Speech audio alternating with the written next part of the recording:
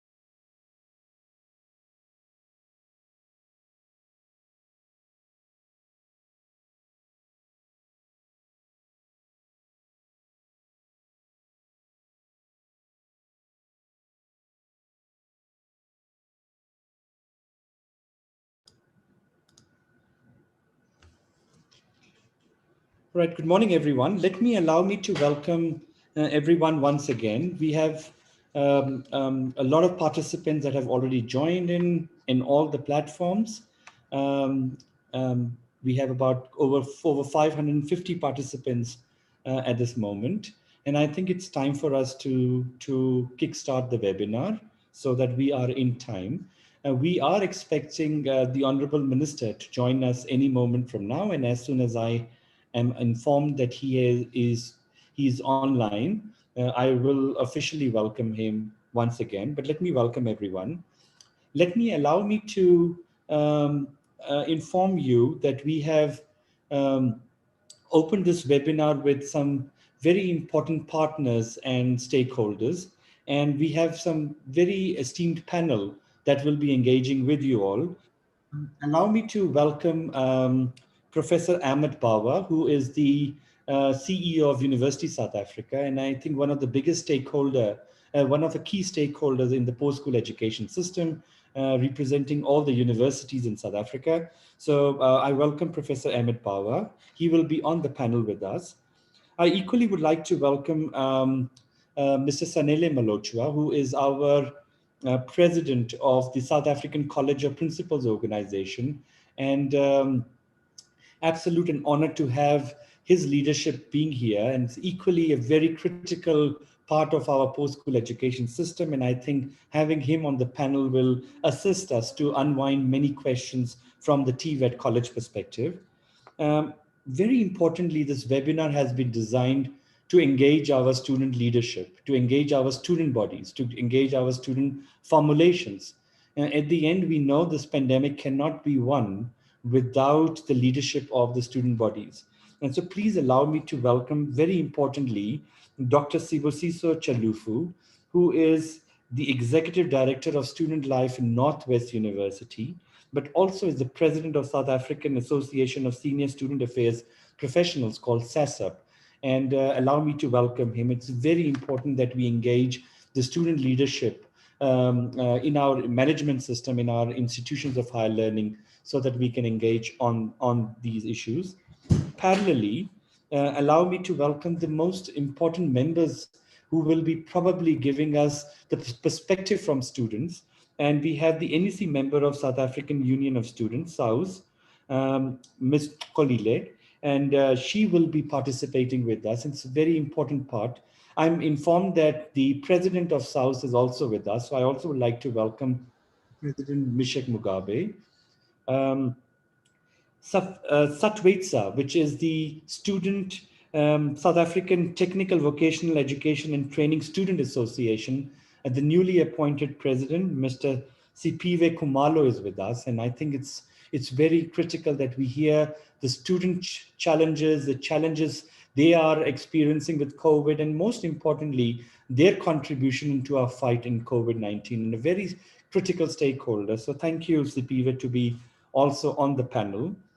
Very importantly, we will be discussing some critical presentations today. And we have Dr. Kerrigan Mccarty. She is from National Institute of Communicable Diseases, a very critical stakeholder from the beginning of our fight with COVID and many other pandemics with higher health. And we really thank National Institute of Communicable Diseases, NICD, for their absolute support to higher health through all the work that we do. And Dr. Kerrigan will give us a detailed understanding of this pandemic today, about this variant, its epidemiology, and how do we see as us in South Africa and in PSET system when we engage on this pandemic from the NICD's research and data perspective. Professor Tim Tucker is a very known personality within the post-school education. Now he's been with us building our scientific reviews and scientific protocols. He leads our scientific team in the higher health arena. He's the CEO of SEED, and I'm glad that Professor Tim Tucker is again here, and he will be making us understand the protocols, the guidelines, and the virus in itself with new scientific advancements from his perspective. So welcome, Tim. And unfortunately, we could not have Dr. Buthelezi, who I had a last chat this morning with him. He's been called into an NCC, National Command Council task team meeting, which is happening parallel as we speak. But he has been represented by Dr. Leslie Bamford, and I'm so grateful that Leslie could join in on behalf of National Department of Health, and she will predominantly give us the National Department of Health vaccination plan and its association with the post-school education and training. Where does PSET fall into the vaccination plan? What are the things to watch out in the vaccines? How do we fight the miscommunications? How do we understand the vaccine program in detail? So I'm so grateful that Dr. Leslie is also able to part of this panel. I will also join them in some of the questions that relates to higher health, should they be on the question and answer session. But with that note, I really welcome the panelists. I'm so grateful that all of you are here. From Vincent, could you please inform me if we have the Honorable Minister with us at this moment? CEO is joining in 5 minutes. Okay, we have the honor to have the Honorable Minister. I see him at this moment. So, Minister, welcome to you. Minister, I have just welcomed the panelists. And Minister, we also would like to inform that we are live on Zoom. We have about over 662 panel participants. We also live on many channels on Facebook, whether it's Higher Health, South, Satwetsa, DHET, YouTube, and many other channels. We also been informed that SABC 404 will also tune in live. So also want to welcome the members and the viewers of SABC when tuning in live with the channel. So welcome everyone, and really want to welcome the Honorable Minister who has just joined us.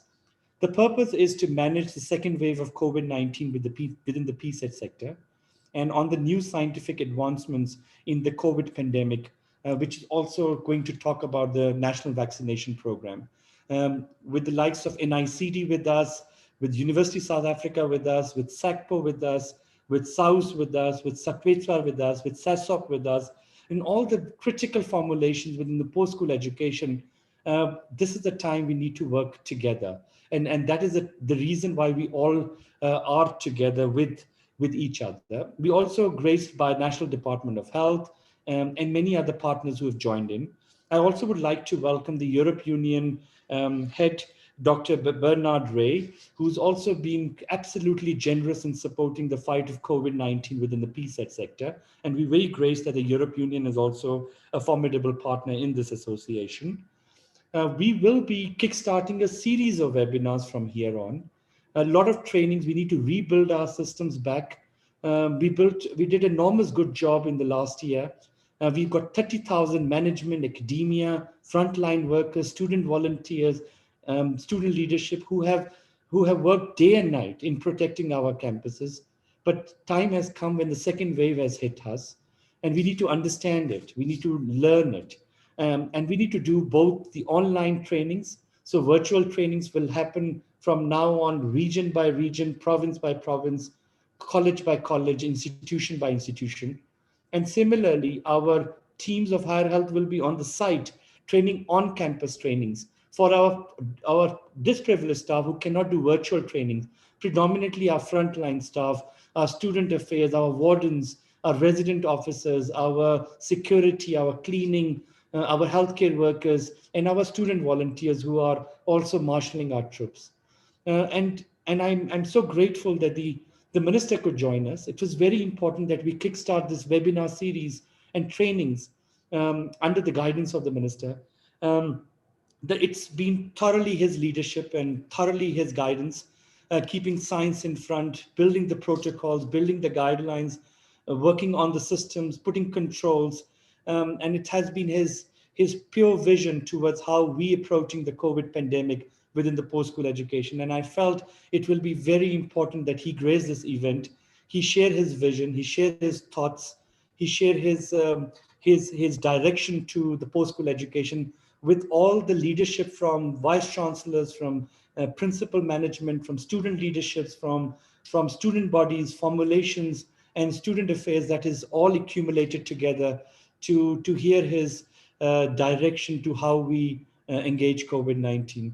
The minister is also the Minister of Science and Innovation Department, as well as Department of Higher Education and Training. And these are the two critical departments that are predominantly the science, the education, the knowledge, where the South African pandemic of COVID is actually looked into quite in detail from. So with that note, it's an absolute honor to welcome the minister and to kickstart through his keynote address to us so that we understand his vision and thoughts. So ladies and gentlemen, please allow me to welcome the minister and ask him to share his thoughts. Minister, over to you. Thank you, Minister. Thank you very much, Program Director, the Higher Health CEO, Professor Ramnik Aluwalia, the South African Public Colleges Organization President, Mr. Sanele Mlojo, the Director General of the Department of Health, Dr. Buthelezi CEO of University of South Africa, Professor Ahmed Bauer, my advisors and ministry officials, leadership representing workers, students, and other stakeholders in our post-school education and training sector, members of the media, esteemed guests, ladies and gentlemen. Before I proceed, let me take this opportunity to pay tribute to my colleague and comrade, Minister Jackson Mthembu, who is amongst those South Africans who lost their lives due to COVID-19 related complications. I'm doing that because Minister Mthembu has been our commander marshalling all the ministers to brief the public as we came out of National Coronavirus Command Council and cabinet meetings on what we are doing in each sector. So we'll continue to do this work also in his memory. Let me also welcome and thank all of you for setting aside time to join this important webinar today. Let me also thank Professor Alualia and Higher Health for organizing this important event. We're in the second year and second wave of the dreadful COVID-19 pandemic that is ravaging our society and indeed the globe. As we gather today, we now understand the challenges we face, perhaps much better than we did during the inception and the first wave of the pandemic. This has in good part been as a result of our entire government leadership, led by President Cyril Ramaphosa, as well as Cabinet, the National Coronavirus Command Council. But dare I also say, we are in a better position to face this because of the dedicated leadership from all our stakeholders in the post-school education and training sector, including our health, wellness, and development agencies, such as Higher Health. When embarking on the COVID-19 response, Higher Health was able to put to good use the knowledge, experience, and student and staff networks that took nearly 2 decades in the post-school education and training sector to address HIV and AIDS, TB, sexually transmitted diseases, and other health and wellness challenges within our campuses. I do need to say that the good work by Higher Health has not been unnoticed, as some of my colleagues, for instance, in the continent, have been asking me, how did we come about that we have an institution like Higher Health, because they think they need something similar. So congratulations on this good work once more to Higher Health. In collaboration with other experts, scientists, and stakeholders, especially the World Health Organization, the National Institute of Communicable Diseases, our sister Department of Health, and other agencies, Higher Health formulated comprehensive programs, systems, controls, and infrastructure to respond to COVID-19 through guidelines, protocols, and capacity building. All this being grounded in the latest epidemiological data and trends. Higher Health also established various scientific technical task teams that helped to develop 9 sets of protocols and guidelines for the management of COVID-19 in our post-school education and training institutions, campuses, and learning centers. Comprehensive COVID-19 PSET guidelines were also released as early as April last year, which were followed by specific protocols, checklists, and interventions that dealt with, amongst other things, the following: overall management of COVID-19 within the sector, screening, testing, and contact tracing, isolation, and linkage to care or care services, managing a positive COVID-19 case, routine cleaning for infection prevention, mental health and substance abuse in relation to COVID-19, student volunteers and establishment of screening stations at campuses, managing cluster outbreaks, invigilation of tests and exams during COVID-19, and managing gender-based violence, stigma, and human rights during COVID-19. Higher Health also provided numerous online and contact training sessions and has established a network of 30,000 trained individuals across all our campuses. These volunteers are given science-based training and understanding of the virus and are able to recognize and appropriately manage COVID-19 cases within campuses, faculties, disciplines, and directorates. To continue with the efforts to eradicate COVID-19 from our sector and from our country, I also called upon the entire post-school education and training sector to join a campaign for a social compact to fight and defeat this invisible enemy.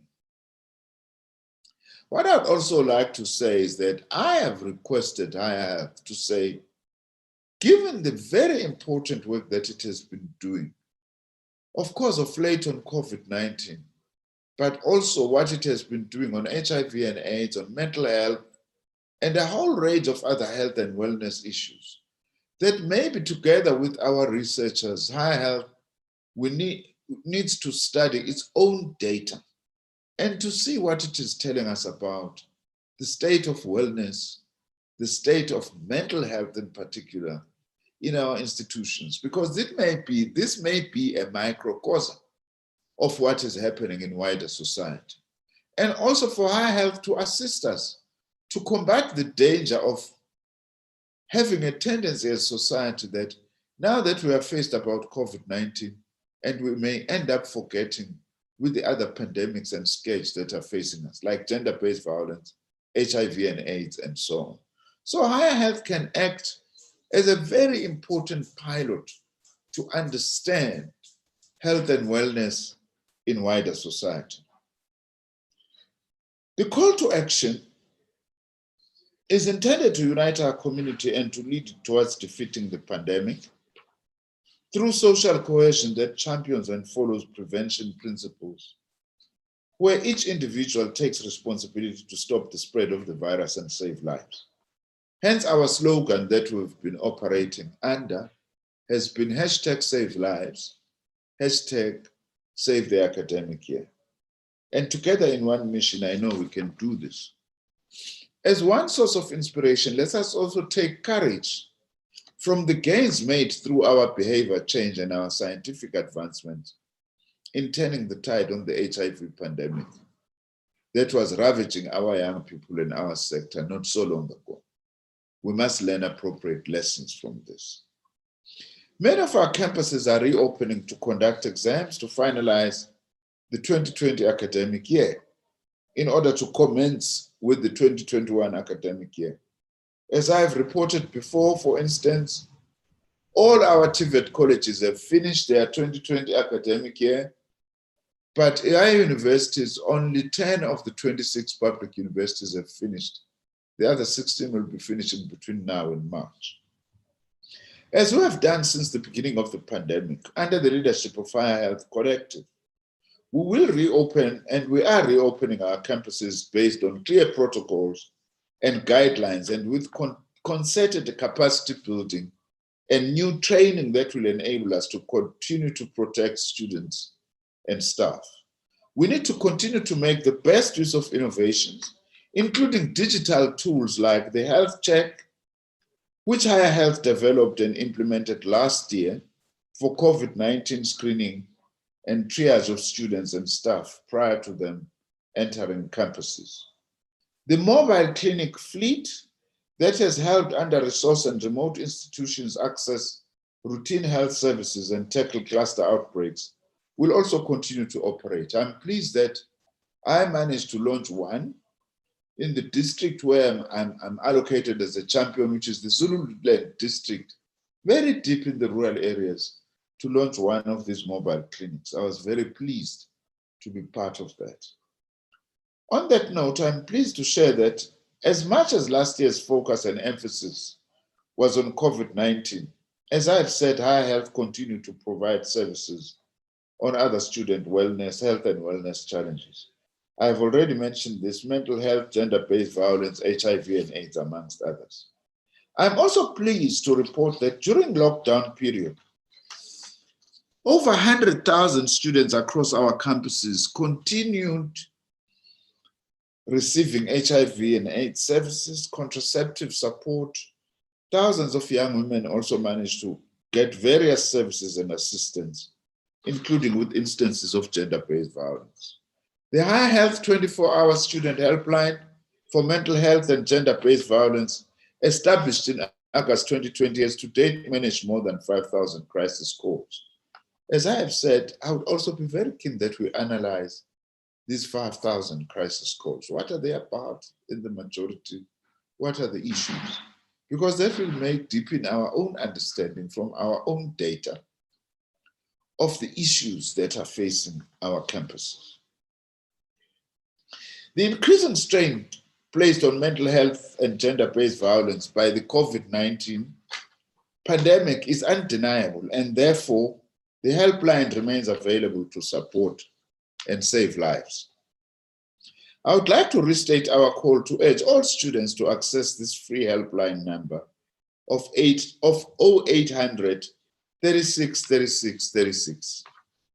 Mental well-being and ability to manage not only the usual stresses and pressures associated with student and academic life, but the uncertainty and deepening economic deprivation that COVID-19 has caused among South African families is essential to support productive student lives in our institutions. In my role as the Minister of Higher Education, Science and Innovation, I also stand behind all our scientists and our scientific advancement. I'm saying this because in these times of fake news and information, it is our duty to use the PSET system, our post-school education and training system, talents and its skills and infrastructure and resources to deepen our student and staff understanding of COVID-19 and strengthen our contribution and nation's resolve to fight the COVID-19 pandemic. I must also just say this, Honorable Chairperson, ladies and gentlemen, friends and comrades, that some scientists are telling us that we've actually entered the age of pandemics, that we would be lucky if we end the next 10 years without another big pandemic. Therefore, what we are doing now, yes, they are important for dealing with the situation now, but we must simultaneously see this as building capacity for the future, our capacity to manage all sorts of pandemics. As you will hear from our panelists today, we'll have in our arsenal access to new data on the coronavirus, including its mutations and the implications this has for our biomedical and behavioral response. I have instructed Higher Health to create a post-school education and training strategy that is aligned with and supports the Department of Health's phased national strategy and coordinate its subsequent rollout. The strategy will help to ensure access to vaccination for our students and staff, of which priority for inclusion in the first phase of the vaccine rollout program are our frontline campus healthcare staff and health sciences students, especially the nursing, medicine, and other disciplines. Again, in sync with the Health Department's national vaccine approach, the post-school education and training vaccination strategy will develop a phased roadmap towards vaccination of all frontline and essential staff, student and staff volunteers, student support structures, as well as staff and students living with comorbidities across all our campuses. I'm very pleased that we are adopting this approach because with the post-school education and training sector having more than 2 million students and staff, they become a very important sector in the vaccination campaign. In terms of the resources that we have in the sector, in terms of the trained volunteers now, fortunately, with Higher Health, very important. Higher Health also, I'm pleased, is working closely with other sister government departments. As I have said, amongst others, the Department of Health. We will train thousands of our peer educators and student volunteers with support from student leadership and our staff and the trade unions to render knowledge, education, and information to support the massive countrywide vaccination drive. I urge our institutions and Higher Health to mobilize and capacitate our own healthcare workers, staff, and final year science students to volunteer to be trained and act as extra hands supporting the Department of Health and our sector, of course, as it will be impossible for 40 million people to be vaccinated only by a single department. We need to play our part as a sector. In fact, this vaccination campaign is possibly the single largest campaign we've ever undertaken in our lifetime, nor will we ever undertake, perhaps for some time to come. I urge our institutions, therefore, to play their part. In tandem, we will also amplify dialogues to address vaccination hesitancy and tackle other myths aimed to mislead our people. This is important, like the untruth that COVID-19 is caused by new technologies such as 5G. All of us here, we need to be champions to counter this fake news and the myths about COVID-19. In closing, I would like to remind all of us that the key principles of defeating COVID-19 has not changed. Sorry.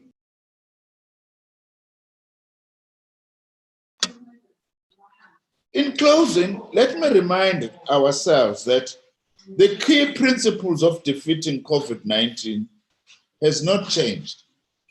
It remains social distancing, minimizing personal contact, wearing a mask, and sanitizing.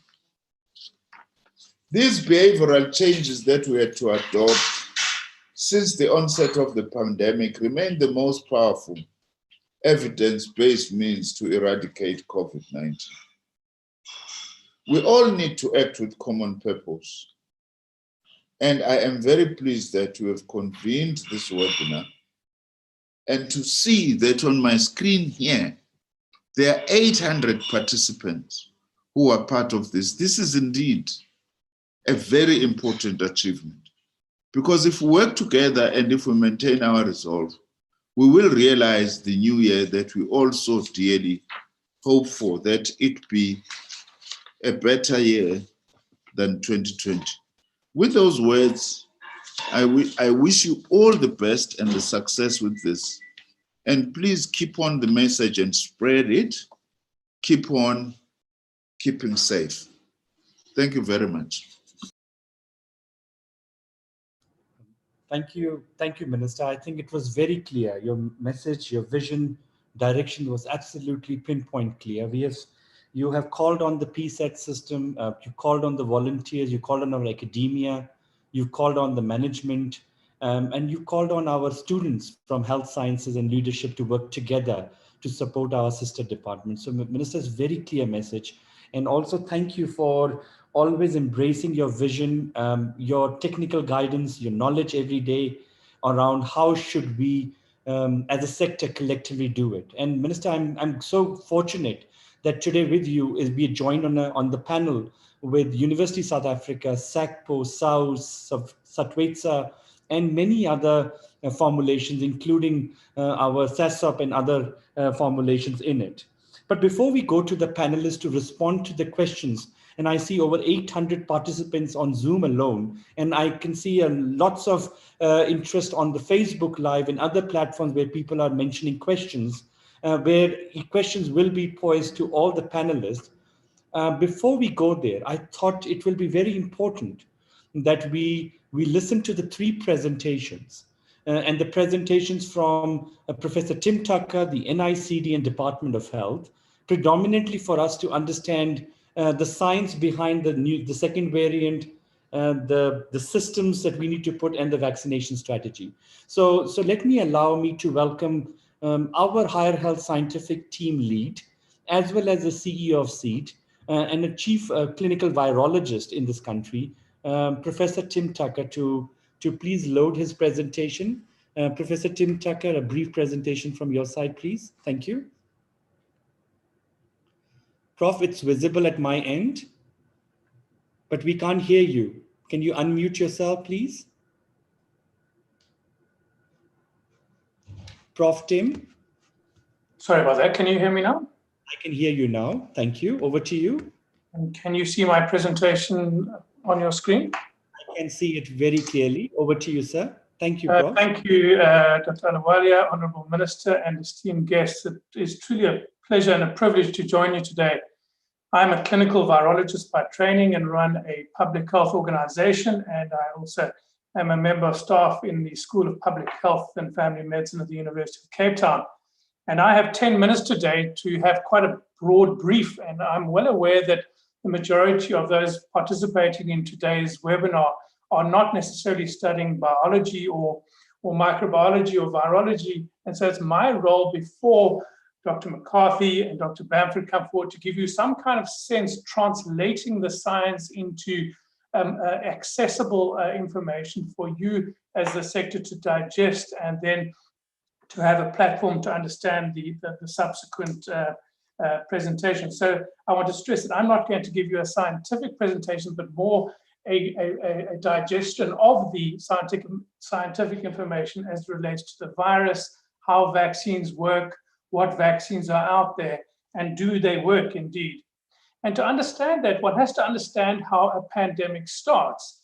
And in reality, when a virus spreads from one animal species to another, in this case from an animal species to humans, it really is a rare event. And we know that because we know that whether it's our domestic animals or commercial animals, when they get sick with a virus, we don't get sick, because this transfer of a virus from one animal species to another is a relatively rare event. But when it happens, that's not enough to cause a pandemic, because if that does occur, it doesn't automatically mean that that person will then spread it to other people. And that's the second step that is required in the development of a pandemic, not only the limited spread of that virus from person to person, but then a massive spread between individuals. And that's what we've seen now with SARS-CoV-2, the virus that is causing COVID-19. And in that, every single virus that jumps from species to species then starts to develop mutations as it adapts to its new host, and it tries to entrench itself in its new host and evade immune capture. And some of those issues are the issues that I'm going to be talking to you about in the next few minutes. And to understand how the virus works, we need to understand its structure, which, given the miracle of modern day science, we've come to understand very, very quickly indeed. And this is a diagram of what SARS-CoV-2 looks like. It is a round virus which is covered in a fatty layer, and through that fatty layer it has various proteins that push through that. And one of the proteins that is central to both the virus's attachment to the cells in our respiratory tract and elsewhere, as well as the immune response, is the spike glycoprotein. I'm going to spend, you will see me talking about the spike protein throughout the presentation, because it's important, firstly, with regard to how the virus mutates over time, and secondly, whether the vaccines that are in development are going to work as we see mutations down the line. And so this virus has come into humanity, and like all viruses that we get exposed to, we have an immune response to it. When that virus is breathed in by you and it then starts to have a productive infection in your respiratory tract, like with any other virus, there are various immune responses that we have. And I will keep it simple for the moment, but the two main ways that we fight viruses is through antibodies, and then when your cells become infected, through what we call a cellular immune response. But I'm going to focus once again on the antibodies for today. And antibodies are what we all produce against viruses that infect us. And your body then senses that there's a foreign particle like a virus that you breathed in, and it says, this is foreign, I want to get rid of it, and it develops these proteins called antibodies, which then attach, and you can see on the screen there, attached to various parts of the virus. But again, for today, we're going to focus on the spike protein. And it attaches onto that protein. And as we develop more and more antibodies in the days and weeks following infection, the body tries to really mop up those spike proteins and prevent the virus then attaching to cells and causing infection.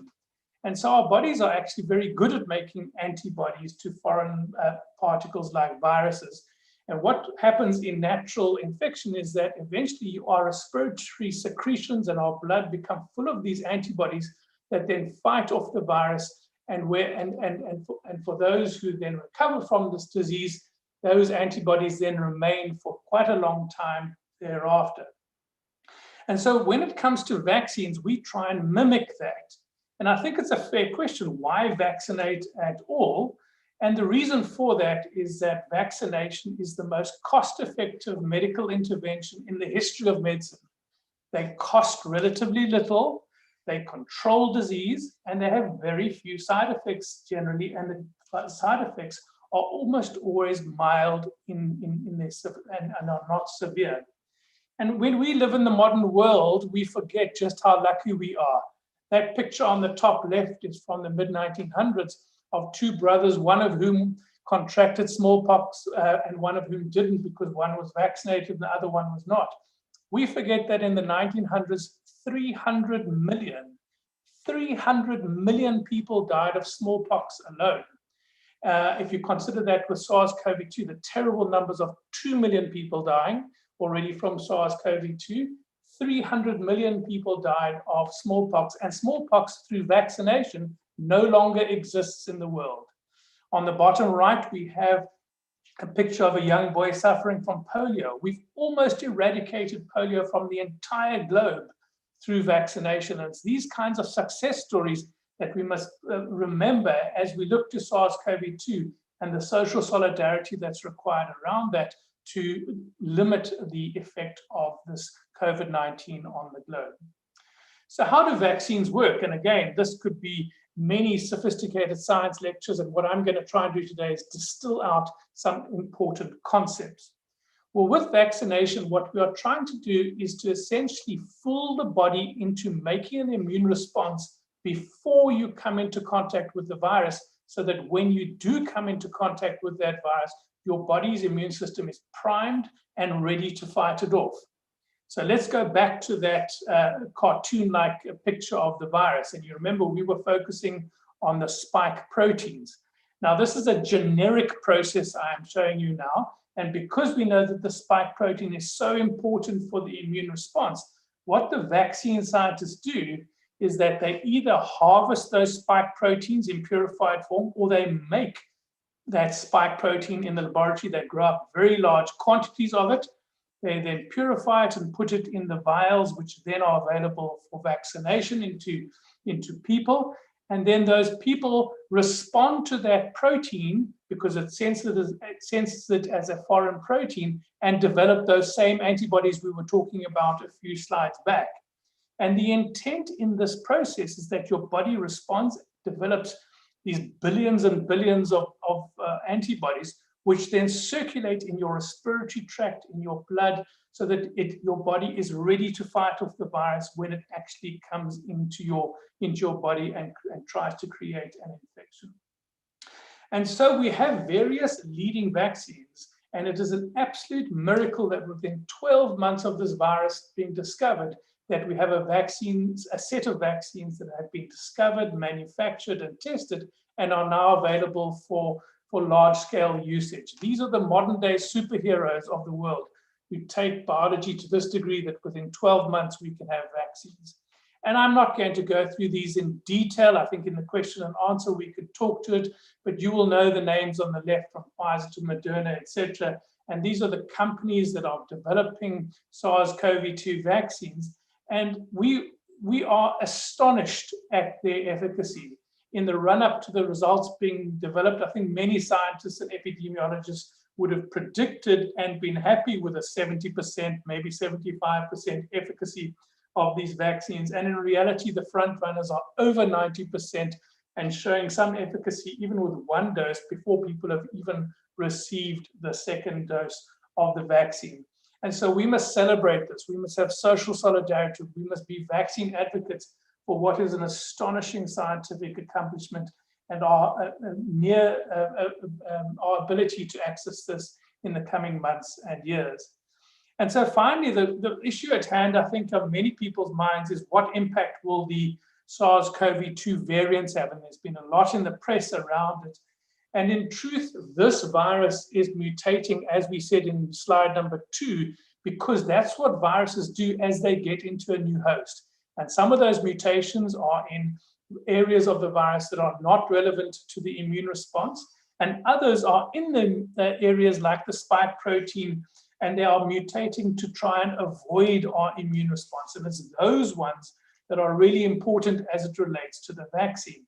And again, time doesn't allow and for me to go into the deep science of this, but rather to give you a sense of where we are in it with regard to the application of that science.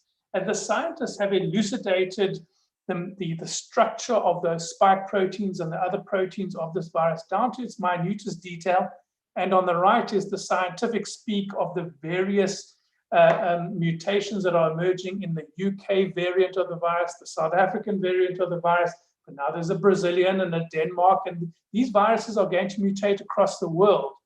And what we need to do is we need to ensure that the vaccine works not only against the original variant that emerged, but the subsequent variants as well. And so what is the situation with regard to these variants? Well, it still is in flux, but there is both some good data and some data to watch to ensure that the early positive data is correct. Will the current vaccines that are now rolling out work? Well, you would have seen yesterday headlines like this one on CNN about studies suggest that vaccinated people are protected from the new COVID-19 variants. And I think the word suggest is important. It's haven't proven. This is laboratory data. It's not data in the communities that are actually being vaccinated. But the early evidence does suggest that the current vaccines may work. But if you look at the actual scientific paper that was behind the scenes that then resulted in these headlines, what we also see is that there's some variation between the different virus variants across the world. And the South African virus variant that we now are talking about may be a little bit less susceptible to the vaccine-induced immunity than, say, the UK virus or others. And so the issue concern into the future is that mutations are due to immune escape, and there may be reduced efficacy, but we still have some way to go in the coming weeks and months to truly understand whether they have impact or not. But the good news on that front is that if our variants are not covered by the current vaccines, it's a global issue because the South African variant of this virus, the UK variant, etc., they're across the globe already. And so the virus manufacturers are already modifying their vaccines to incorporate new inserts with the spike proteins from the variants. And so in conclusion, Dr. Ahluwalia, my concluding thoughts are that we need to become vaccine advocates. Vaccines are safe. Vaccines are relatively cheap. Vaccines are the way to stop this pandemic. And the current vaccines appear very efficacious and will be modified over time as needed. Protecting you through vaccination protects not only you, but your family. And while, as the minister says, we must continue with our masks, our distancing, and all the other hand washing, etc., let us be vaccine advocates and ensure that we get as many people vaccinated as possible. So thank you, Dr. Ahluwalia, for this opportunity to be with you today. Thank you, Prof. Tim Tucker. This is absolutely excellent. You know, you make science seem so simpler, and how you explain the science of this virus to everyone makes us understand the virus in a much more easier format. So thank you for keeping science very simple and able to communicate. I'm sure there'll be many questions that are going to come up after your presentation, but let's go to the epidemiology of this virus and the second variant. And this variant, then many mutations and variants that we are seeing across this country, across not only in South Africa, but across the globe, and its implications on us, on the youth, on our student population. So I have Dr. Kerrigan Mccarty from NICD. I'm so grateful you are here. And Dr. Kerrigan, over to you, and we're eager to listen to you. Thank you. Thanks, Prof. Ahluwalia. Greetings, Honourable Minister, Prof. Ahluwalia, members of the student body and my fellow panelists. It's an honour to be here representing the NICD, and I hope to share with you some ground-up responses to questions that are on the tips of all our minds. When will things go back to normal?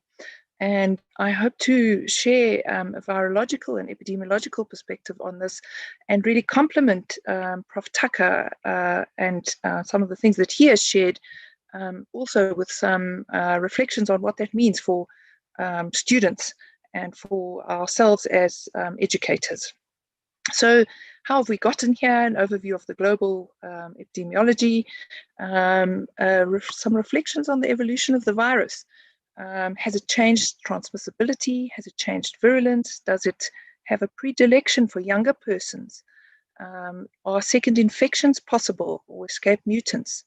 And then stand back and go through some viral evolution and what this means for COVID-19 and for humankind, and then ask ourselves, well, where will we be next year, etc., in the next 10 years' time.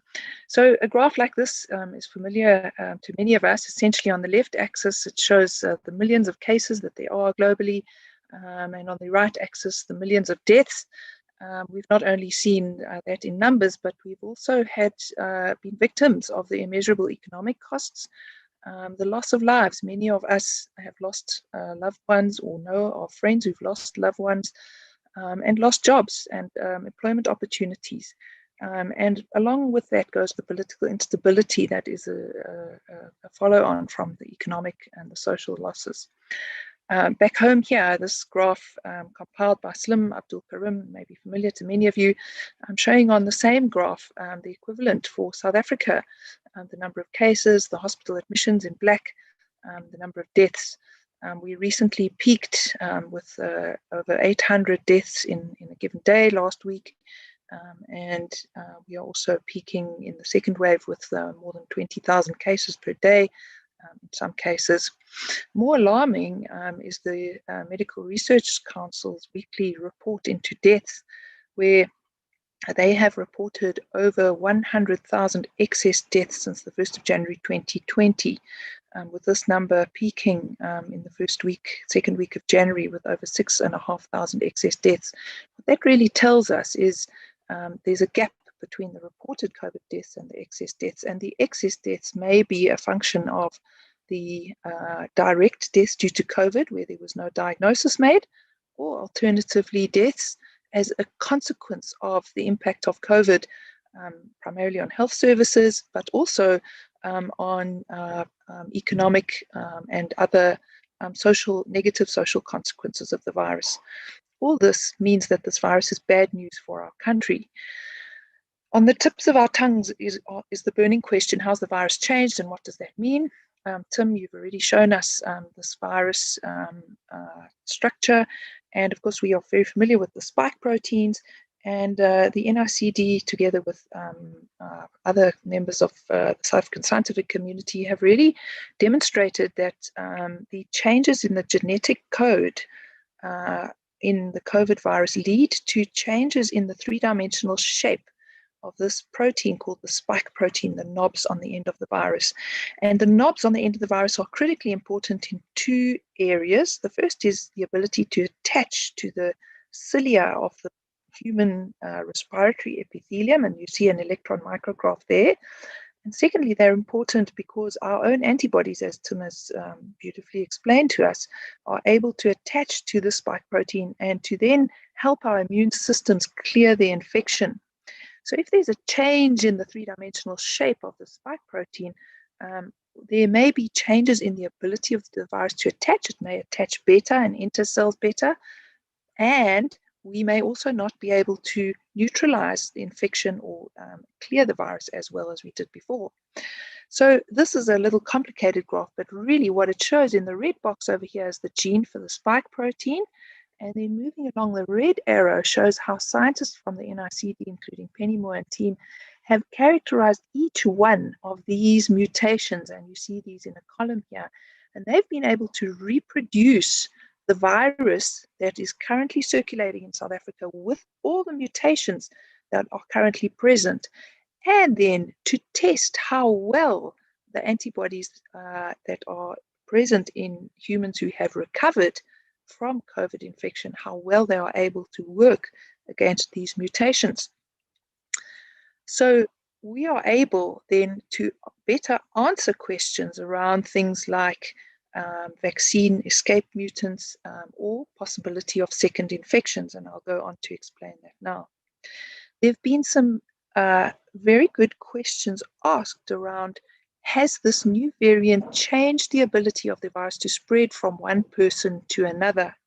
And it's very difficult to answer this question, but there's two sources of data that give us some clues. The first is that the time to reach 100,000 cases in the first and second wave, and you can see a little graph down here at the bottom with the red arrows, is considerably shorter. So if we look in the Western Cape, 100,000 cases were reached in 54 days in the second wave, compared with 107 days in the first wave. That's a 50% reduction, and a 39% reduction was seen in KZN. But one of the problems with this approach is that there was a completely different social environment in the first wave and the second wave. We were very good at social distancing in the first wave and less good at it in the second wave.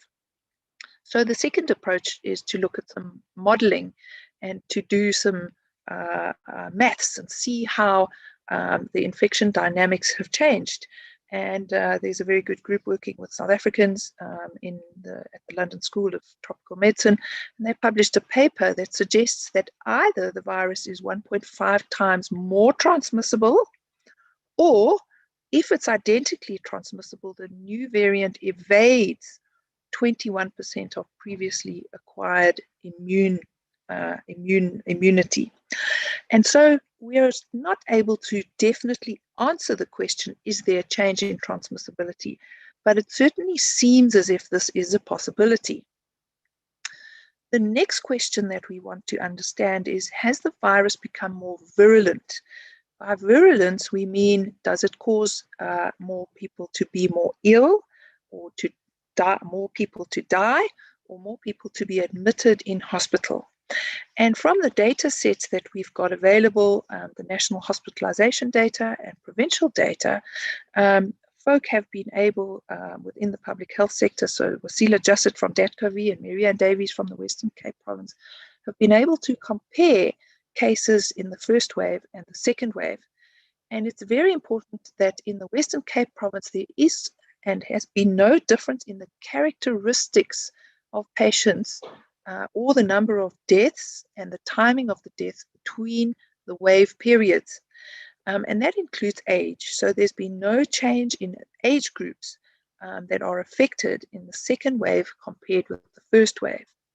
What is interesting when we look at the national hospitalization data is that there is an association between more deaths and the weekly admission rate. And this is a logical step that tells us that the more burdened that healthcare services are, the less likely persons are to survive. Or, put it in another way, when the health services are overburdened, persons who are in hospital may not receive as much attention as they would like, or maybe there's competition for resources such as oxygen, and the death rate increases. So if we look at the first and the second wave and we see that are there more deaths, we need to know that the number of admissions and the overburdening of the healthcare service is contributing, and it may not necessarily be viral virulence. A burning question for young people is, has the proportion of young people changed? And very importantly, if we look at the time periods, and these bar columns each represent a month in 2020, that there has been no difference in the proportion of younger people. So what we do know about COVID and young people is that children seem to be less likely to be infected, and when they are infected, they don't pass the virus on as easily. Young adults, however, do are infected at the same rate as older people, but tend to have less severe illness. And that has not changed in this second wave. Going back to Penny Moore's work looking at escape mutants, she constructed, and her team constructed spike proteins with identical mutations and tested them with convalescent sera. And what they showed was that the capacity of convalescent sera to neutralize infection with the mutant virus was significantly reduced. And you can see that about half of people who'd had a first infection were not able to defend themselves against the new variant. And so that tells us that there is a possibility of second infections with this COVID virus, with the mutated COVID virus. So summarizing all that, and I'm finished the hard science, we can ask ourselves, is there a change in transmissibility with the new virus? And the evidence shows us that there is possibly a 1.5 times greater capacity of this virus to be transmitted between person to person. Are there changes in virulence? Does the virus kill more people? Does it cause more severe illness? There's no evidence to show that at the moment. Does this virus have a predilection for young people that's different to the first strain? No, there's no evidence of this. Is there evidence of second infections and escape mutants? Yes, there is. So what does this all mean for us as humans? As Tim has pointed out, humans have been co-evolving with infectious disease pathogens over millennia. And viral evolution tends towards two changes. Either viruses become more transmissible, they spread more easily, or they become more virulent, they kill more people.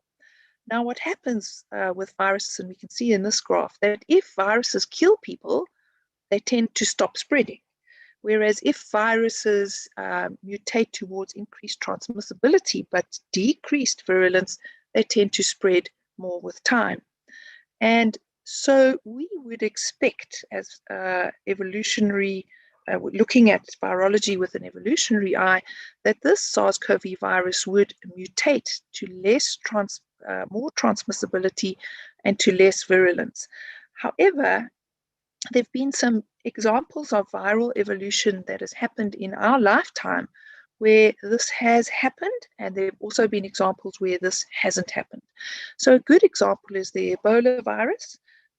There's evidence to show that Ebola viruses have evolved towards more virulence, and you can see in this tree over here and in the time period that the less virulent viruses spread less frequently, and the more virulent viruses tended to be transmitted across the West African area more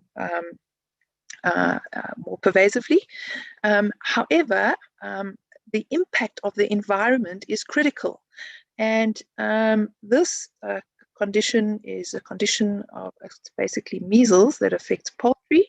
And the measles virus that affects poultry changed the way the virus evolved and led to a change that initially led to a decreased mortality and then an increased mortality. What is important, and evolutionists tell us, that viral evolution happens because not only of the mutations in the virus, but also because of the way we humans respond to the virus. We are part of the environment that shapes the way a virus evolves. Augustin Fuentes, who's an anthropologist and an evolutionary biologist, tells us that this pandemic, COVID, is a biosocial event. Although it is a biological entity, the virus, and has specific biological and pathological impacts on our bodies, the biological information is meaningless without the social, historical, political, and economic context. Ilona Kickbush, who is an important figure in the WHO's policy on COVID, has said that COVID is a syndemic, not a pandemic. It has hit communities with underlying risks, and it exploits inequality. Biological factors converge with sociological factors to create this pandemic. And she says that our policies should support social shaping of the political context. And social protection systems need political decisions, and there can be no health security without social security. So what we really want to say as virologists and vaccinologists and people who are in the space of health, that whilst a vaccine is critically important and will offer significant protection, sociologists have pointed out to us that a vaccine will not be enough. And the reason a vaccine will not be enough is for obvious reasons. A vaccine cannot be rolled out to everyone immediately. There are some people who cannot take the vaccine.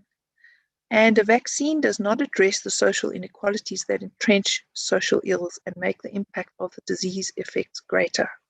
So what does this mean for us and how we live? Well, it means firstly that because of the evolution of the virus and the way we are structured as society, COVID is here to stay. We are in the second wave, and there may be a third or fourth wave, as our Honourable Minister has pointed out. But we can learn from history. We need to change the way we live. This section of graphs over here that I've shown is reproduced from the National Geographic, and it shows the epidemic curves of the 1918 influenza pandemics in different cities in the United States. Almost all of them had second waves and many had third waves. And we know that that virus continued to circulate in communities for many years after, until the next pandemic. So what do we need to do? We need to, as everyone is telling us, make the virus inhospitable and unwelcome in our communities. And we do that by avoiding crowded places, closed spaces, and close contact settings. But very importantly, we need to add to these 3 C's another 3 C's, and these are care, compassion, and community. And how do we show care, compassion, and community? The first and most important thing, as Tim has pointed out, is that we need to get vaccinated. By getting vaccinated, we make our bodies an inhospitable place for the virus to live. So the second thing that we need to do is, if we're exposed to people who are infected, even though we've done our best to avoid crowded places, closed spaces, and close contact settings, we need to isolate and quarantine as a service to others to prevent ourselves being part of a chain of transmission to pass that virus on to others. We need to care for infected members of the community and those in our midst who have been bereaved from COVID. And lastly, we need to address the social injustices in our place of work and community so that the impact of the virus is less on those around us. So those are my closing words. I'd like to hand back to Prof. Ramnik, and thank you very much for the opportunity to share this with you. Dr. Kerrigan, I'm so grateful to you. You know, when I met you and when we were discussing these elements, and you actually absolutely did justice towards making it so simpler. Because today in our platform, we've got student leadership, people who are not from the medical fraternity. And it was very important that they understand the epidemic in that level. Thank you for explaining the viral mutations, explaining the viral evolutions, explaining very importantly the last 3 C's that you've spoken about. And I think that's what our sector actually needs at this moment. And I am so grateful that, you know, the things that I keep asking you and we discuss about the second wave, the third wave, you've made it absolutely understandable for every one of us to understand. I'm sure there'll be many questions, but thank you very much for a very interesting presentation and very clear presentation. Thank you so much, Dr. Kerrigan. I know that we have many other panelists, and I would be asking them that after the Department of Health, I'll be going to Professor Bawa, to the Europe Union, to Reynard, to everyone on this issues around how they, from their messaging around the last 3 C's, the contribution, and what us as sector needs to do.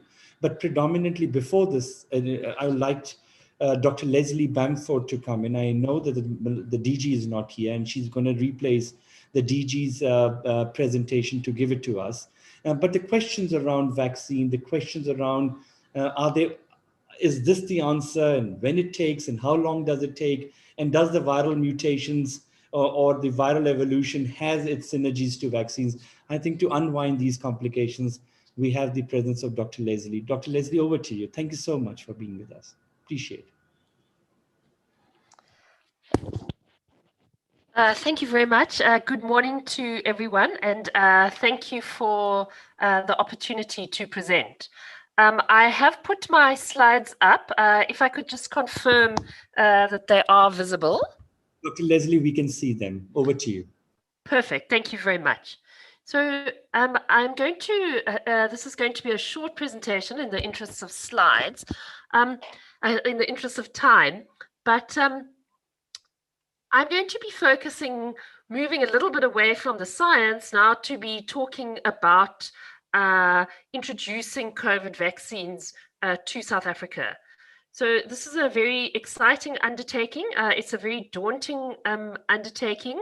And there's still quite a lot of uncertainty, but in the next few minutes, I'm very pleased to have the opportunity to talk a little bit about what will happen and hopefully to allow people to see a little bit where they might fit into this very important and very ambitious project. So when we think about introducing a vaccine, this is the framework that we are using to make sure that we do this in a systematic way. So first of all, we of course need to think about governance. Issues related to communication, stakeholder guidance, and training are of course critical.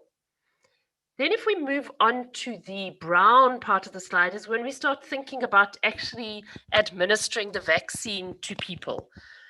In order to do that, we need to identify who our target population is. We can't start with everyone. We need to allocate vaccines. We need to distribute those vaccines. We need to administer them, actually get the jabs into people's arms. And then we need to make sure that we're addressing issues related to the safety of the vaccines, to the effectiveness of the vaccines, to uptake, making sure we've got a good coverage, and making sure that if people are on a 2-dose schedule that they get all of the doses.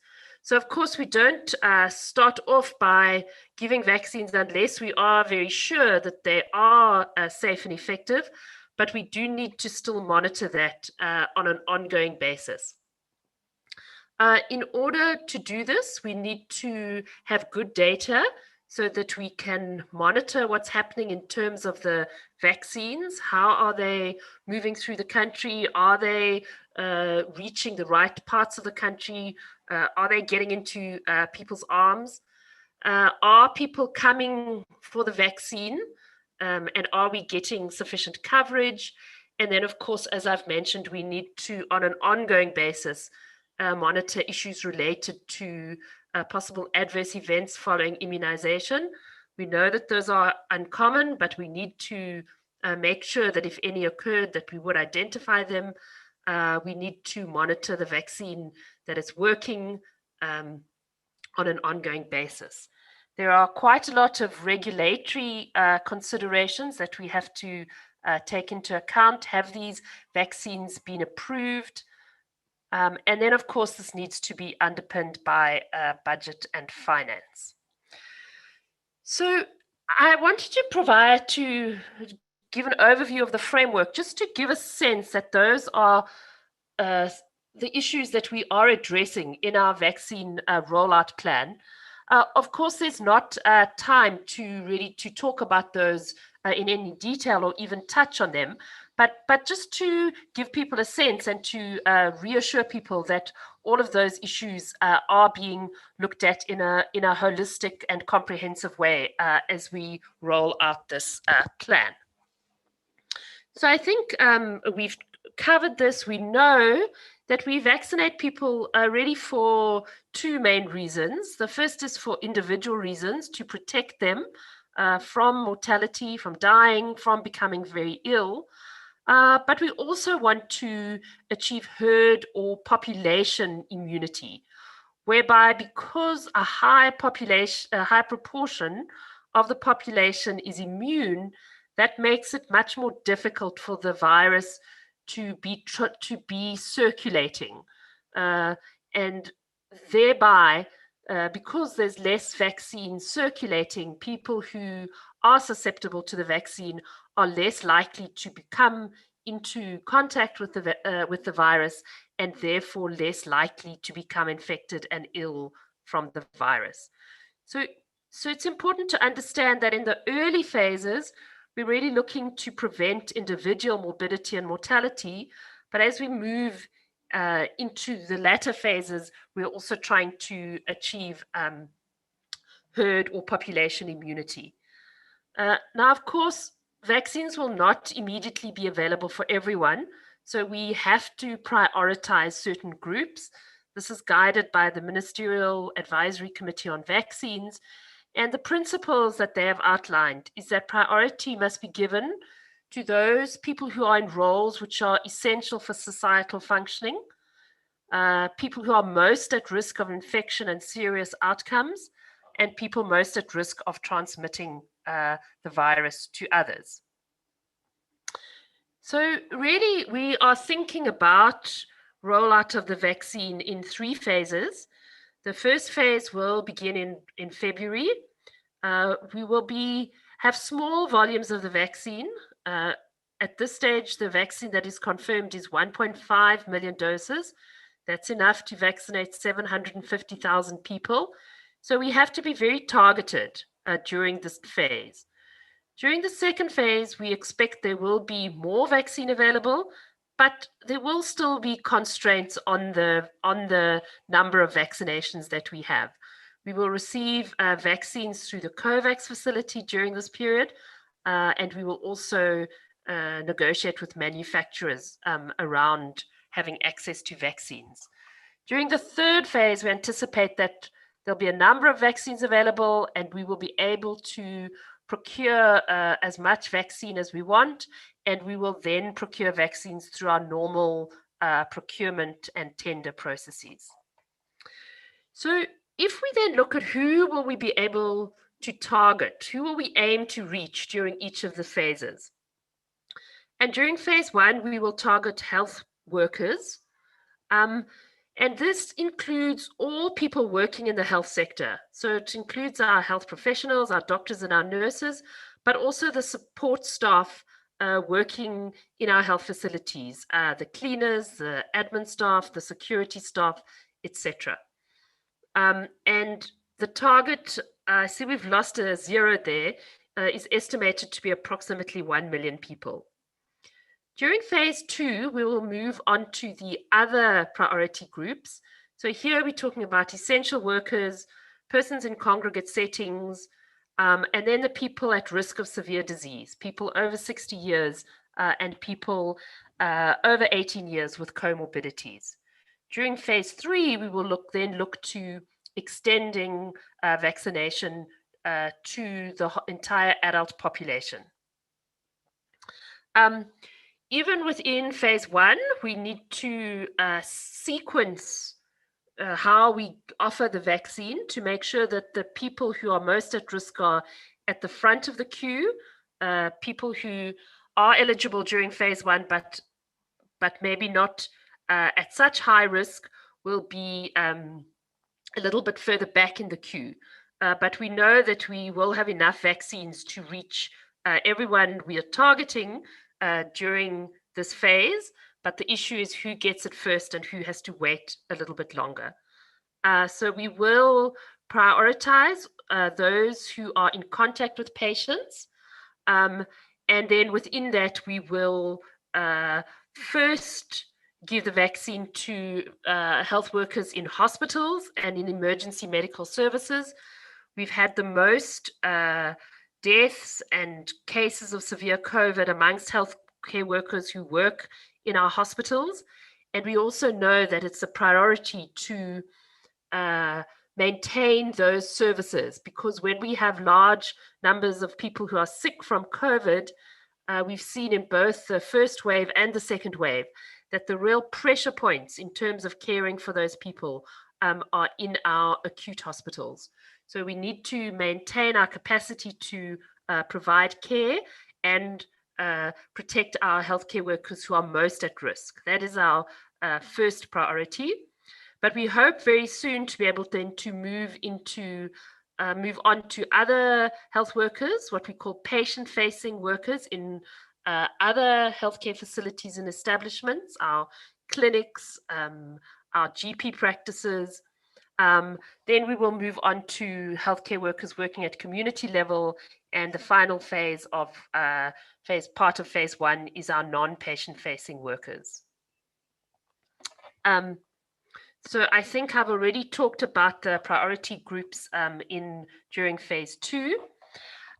Just to say a few words, how does this affect the higher education sector? So of course, during phase 1, our priority group is health workers. So we know that there are health services being provided on many of our campuses, and those healthcare workers working in those facilities will be eligible for vaccination during phase 1B.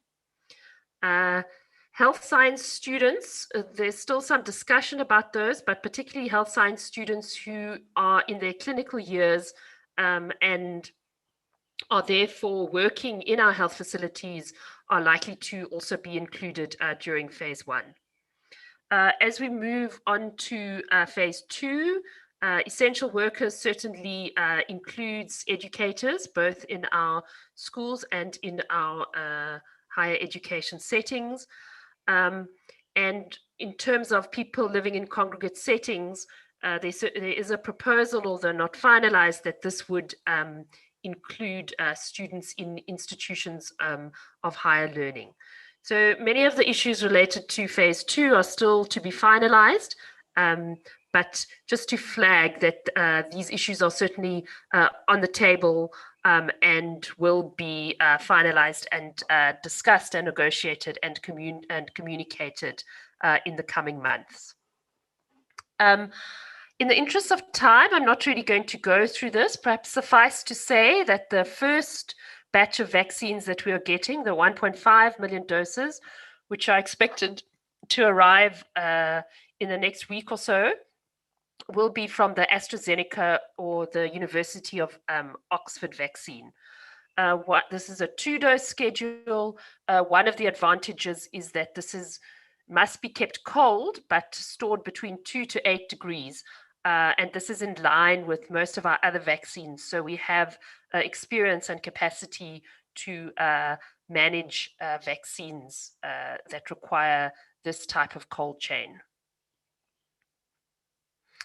So I think I've partly touched on this, but during phase 1, if we look at where the vaccines will be delivered, we will initially prioritize our hospitals, because we want to reach our hospital healthcare workers first. Then we will move on to outreach teams visiting smaller health facilities. And then, as I mentioned, and we will also set up vaccination centers where independent healthcare workers who are not working in a hospital or other health facility will be able to be vaccinated. Those health service platforms are important because as we move into phase 2, we will need to expand each of those platforms. So obviously we will aim to reach essential workers through work-based vaccination programs. We will need to have programs targeting workers across many sectors. We will use our health facilities to provide vaccination, particularly to people with comorbidities, hypertension, diabetes, HIV, TB.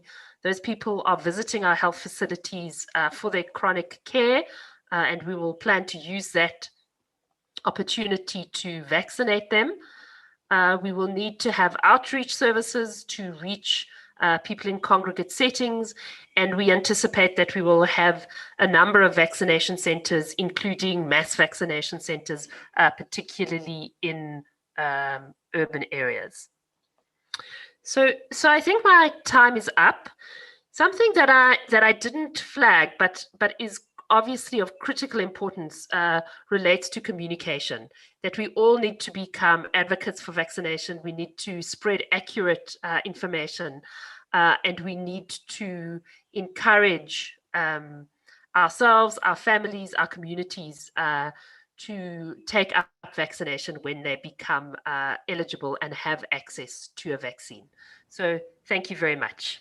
And thank you, Leslie. Thank you very much. I think it is very clear. And you have started mapping out, even in the primitive stages, but you started mapping out post-school education in the phases and how it can be benefited towards helping us opening our institutions in a more organized, in a more procedural way, considering the vaccinations are on their way. And it will take time, as we all realize. It's a massive drive that the government has to go through and processes have to be put in place.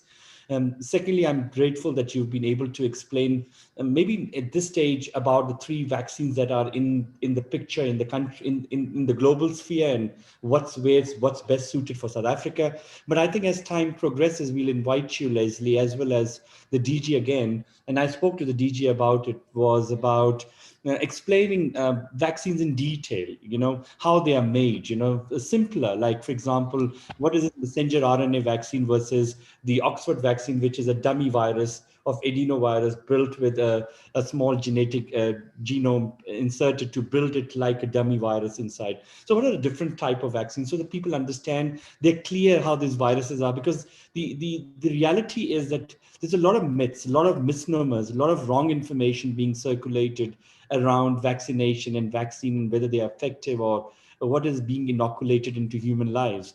So I think as time progresses and webinars continue, I think the more detailed understandings of these vaccines and how they play a role will be critical. But for now, this is an excellent information that you provided, and greatly appreciated for making it so simpler for the population to understand. The slides are very clear. So Leslie, please hold on. There might be questions that might be coming up, and I'm already noticing that there are lots of questions. I just want to inform the sector that as we speak, over 100 nurses in post-school education are being trained today on learning how to vaccinate on the COVID vaccine. So that is very important that I do announce that parallel to our webinar is a training that's happening by the Department of Health, where higher health officials who are in the healthcare industry are being trained. And so grateful that DOH is keeping every corner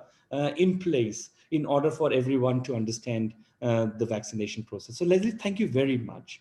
I know that Vincent, you are preparing questions, but I felt that while you are preparing questions for the panel to be given, I wanted some remarks from other panelists on how do we see these presentations versus the second wave and its effect on the post-school education from the student leadership perspective, but predominantly also from the Vice Chancellor's perspective. And equally, parallel dimensions are happening in Europe, and Europe is a great partner to South Africa. So also would like to hear Bernard on our partnership between Europe Union and South Africa and post-school education in COVID fight. So grateful to have this. So I'll start with Professor Bawa.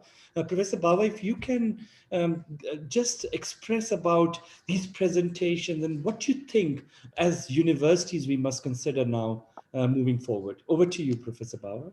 Leslie, just can you put your video off so that we can have Professor Bawa's video? Thank you, Leslie.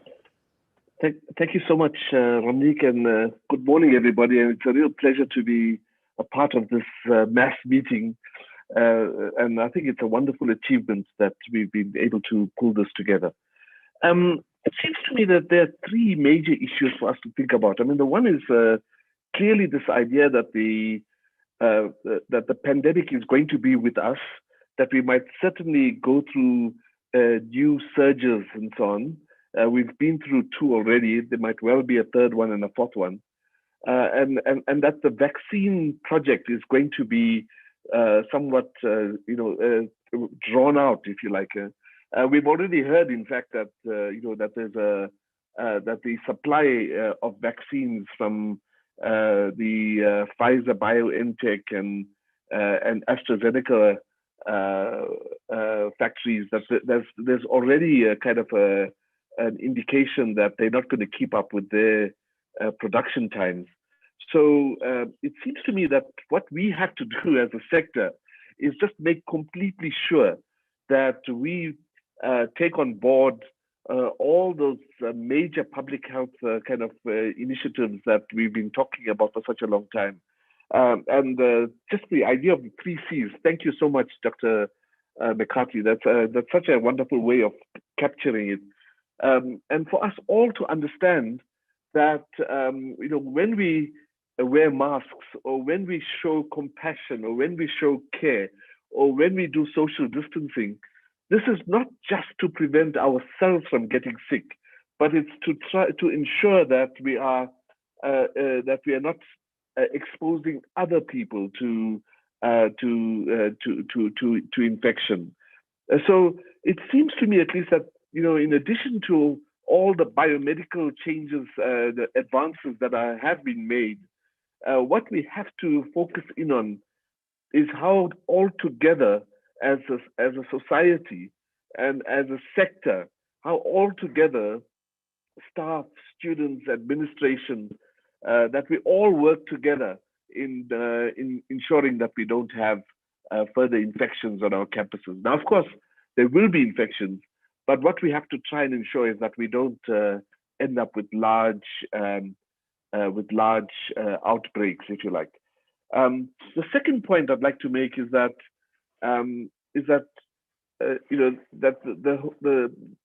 the completion of the academic year, the 2020 academic year, is on track. But what remains, of course, is to understand how between the 8th of March and the beginning of April, the universities will begin to reopen. And it will be fundamentally important that we don't have these large outbreaks, which will lead to closures of the universities, if we are to complete the 2021 academic year by the end of by the end of December, sorry. So I think the really strong message that has to come through is that even as our government kind of begins to roll out the vaccine program, that we have to continue to be absolutely vigilant in ensuring that we do not cause these major outbreaks at our universities, and that we have to really support each other in trying to ensure that we keep the university system and the TVT sector and so on, keep them functional. I'll stop there for now, Ramnik, and if we can pick up some other questions later. Thank you. On the panel, Prof. Thank you very much. I think you're spot on. Thousands of students entering our campuses, and the chances of, we've seen those outbreaks in October, November last year, and we know how difficult they can become and how quickly they can spread. So I think your message is very clear. Sanele, President of South African College of Principals Association, it's a very important point that applies to the TVET colleges. And I think remarks from you is very essential for us to understand the TVET dynamics, which is equally vulnerable and predominantly in rural and areas where we have our populations to safeguard. Back to you, Sanele. Thank you very much, Dr. Ramnik, and thanks to the Minister for his presentation. But I want to thank, firstly, the Higher Health for providing the protocols and continuous support and guidance in the fight against the COVID-19, especially to TVET colleges. We really feel your presence, and it's making a big difference in our lives. And I want to also extend our appreciation and thanks to the ministry, as led by Honorable Dr. Plain Zimande, for being visionary and always being there to lead and guide and protect our people. And the slogan, Save Lives and Saves the Academic Year, truly saved our 2020 academic year.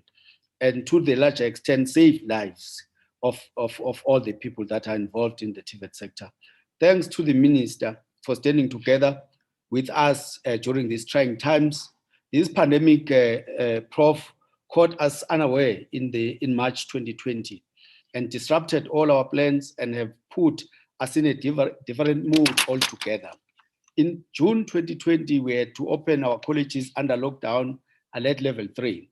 Almost all TVET colleges did exceptionally well to prepare and to open in a very safe environment by delivering all protocols, putting up structures, procuring PPEs, conducting awareness programs, adapting to blended learning, by utilizing different platforms to deliver teaching and learning, including WhatsApp, YouTube, online LMS, Facebook pages, as well as some TV channels.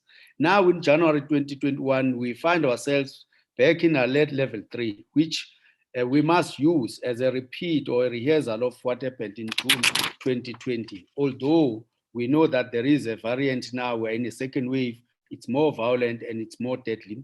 We need to be more vigilant, as Prof. Ahmed was also saying. As TVET colleges, especially SABCO, we are grateful to this opportunity, Prof, created by Higher Health to engage in this webinar. We have learned a lot from all the speakers. We are empowered and wiser than before. This webinar, from this webinar, experts and specialists have spoken, and the message is loud and clear. Although we are so much wounded, as many of our members are directly and indirectly affected by this second wave, at the beginning of the year, I called almost all SACPO NEC members as well as office bearers just to check how they were doing. Almost 90% of them reported that they experienced as families death of 1 or 2 members, of close members. And that really touched my heart, meaning that when we come back, a number of people have already been affected by the second wave. But we all agreed in one thing, that despite all the challenges thrown to us by this pandemic, but we shall soldier on. We are ready for 2021, and we are putting all systems in place to prevent infections on our sites and to save lives of employees and those of students. We will do what we did last year to soldier on regardless. We still want to save lives and to maximize the 2021 academic year. Of course, there are challenges of comorbidities, lack of resources, to support the blended learning, like laptops and data, as well as some colleges are struggling to support their staff members with the mental health or with the psychological support because of the limited resources. Those reports have come to our office. We hope that the ministry and the department is going to come to a party to ensure that those colleges that are struggling are supported. We are also looking forward to the rollout plan of the vaccine, and all TVET colleges will support this program of vaccine distribution. We pledge our support to the Higher Health in saving lives and to the Department of Higher Education and Training in maximizing 2021 academic year. Having said that, Prof, there is one message we want to convey to the public and to all our stakeholders in the PSET sector, is that as SABCO and as TVET colleges, we are ready and we shall overcome. I thank you. Thank you. Thank you very much, Sanele. You people must know that as difficult it was, and it's not been easy to do blended learnings and teaching, but over 500,000 students went through exams. Academic year was completed last year, on-campus exams, on-campus classes. So TVET colleges have done a great job. Bernard, I see you. In fact, I was going to go to Sibu Siso, but because you have your video on, I would like rather first go to you. Bernard, I think Europe is experiencing a very similar picture and much more worse than even sometimes South Africa. The whole world is. And your support in a bilateral from Europe to South Africa has been tremendous. Some experiences, and of course, your support to South Africa as partners to this COVID pandemic and post-school. Back over to you, Bernard. Thank you, Ramnik, and thank you for this opportunity to participate in this webinar. Very rich and very interesting presentations over the last hour and a half. And distinguished participants, because you have a very large number of high-level people and really all high officials from the PST sector. It's a pleasure to address you. The European Union is extremely pleased to support higher health in the rolling out of its strategy to mitigate the impact of COVID-19 in the South Africa post-school and training sector.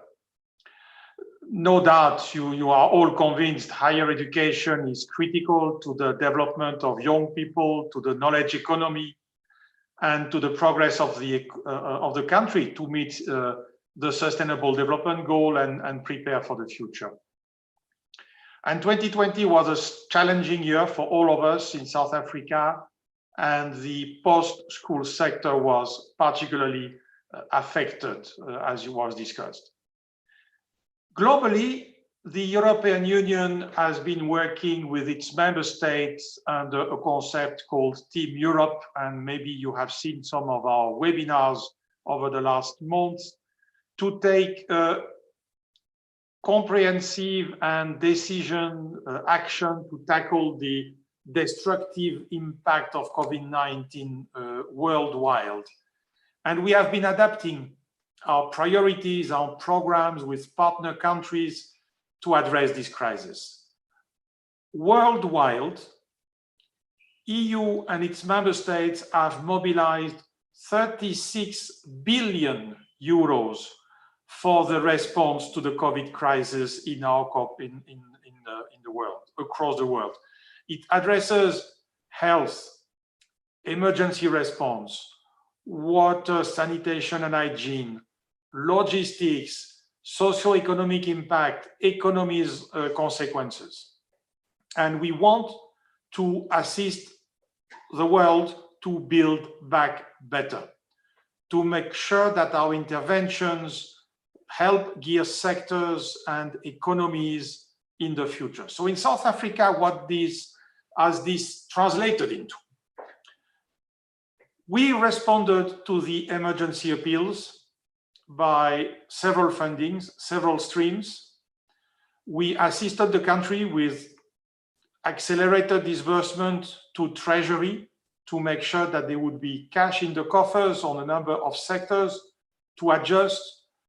We, in particular, gave more resources to the Department of Science and Innovation around the COVID-related research. And this is definitely on the SMME sector as well. We also financed a series of organizations, including Higher Health. And our relationship with Higher Health is a long-standing one. It is strong. It really goes back to the time when the organization was funded. And we are very confident that this funding, around 27 million rounds to Higher Health, we made this available at the end of last year.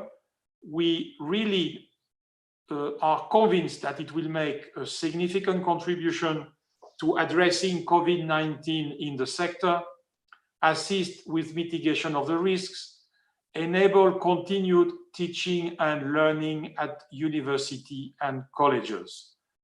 So the European Union is present.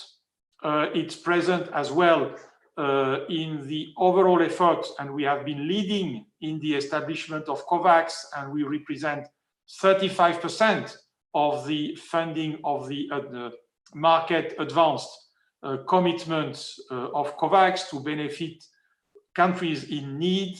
No one is to be left behind. This is really a law that the European Union wants to apply worldwide. I thank you very much for your attention. Thank you very much. I think not only as a bilateral partner to South African government and of course Higher Health for many years, we also request European Union to also look into our understanding of the variant. I know that our scientists are working very closely with your team of scientists in Europe, but I think from the implementation perspective, from social solidarity perspective, we need to expand further towards understanding the science of how we can change behaviors in human around the two continents and together as beautiful partners. So thank you, Bernard, for being here and always being present with us in this collaboration. Sibusi, so I want to go to you. It's your idea, it's your vision with Professor Bawa that came up with the idea of social compact. And I think student formulations need student leadership from our management perspective, which obviously goes under your presidency as being the president of CESOP. So Sibusi, remarks from you? No, thank you very much, Program Director. Honorable Minister of Higher Education, Science and Technology, Dr. Nzimande, the CEO of Higher Health, Prof. Ramnik Aluwalia, fellow panelists, It is indeed an honor and a privilege for us to be part of this engagement this morning. I want to take this opportunity to really thank Higher Health for organizing this important webinar. And I want to also thank the Minister, the Universities South Africa, Professor Bauer, and all other critical role players for this critical and crucial engagement, especially at this critical stage in our country in general, and in the post-education and training sector in particular.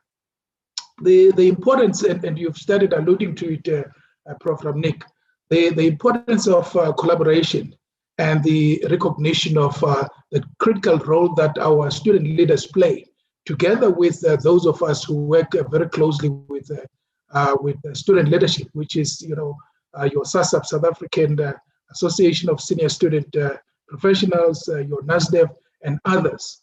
These collaborations cannot be overemphasized, and I think they are quite critical. You are absolutely correct, and I will allude, Prof. Ramnik, to the whole process around the social compact. But before doing that, I just want to indicate that there's quite a number of various non-pharmaceutical interventions that a number of higher education institutions have actually instituted. Apart from having your COVID-19 response teams at various institutions and having what we have, by the way, these COVID-19 response teams are made up of students, student leaders, and also of student affairs and services professionals, which is quite critical because more often than not, you find that either students or those of us who work as student affairs professionals are marginalized when some of these things are being tackled. And in my view, that's one of our biggest mistakes. So you've got this non-pharmaceutical interventions such as the COVID-19 response teams that I was talking about, but over and above that, a lot of institutions have developed what they call COVID-19 student social behavior projects, which again are aimed at ensuring adherence to COVID-19 protocols and guidelines, and also curbing the spread. But to further highlight the importance of collaborative work, a conversation that was initiated by Prof. Bauer of University of South Africa, when he approached me as part of SASAP. This conversation later involved other stakeholders, and it actually culminated into a very critical document, a template that has been developed, which is called Towards a Social Compact to mitigate the importance of COVID-19 at South Africa's universities. This is a template that has been developed with the partnership and collaboration of Higher Health, of USAF, University of South Africa, as I've said, of SASAP, and the South African Union of Students, SAUS. And it has now been made available to all universities to use in order to develop their own social compact.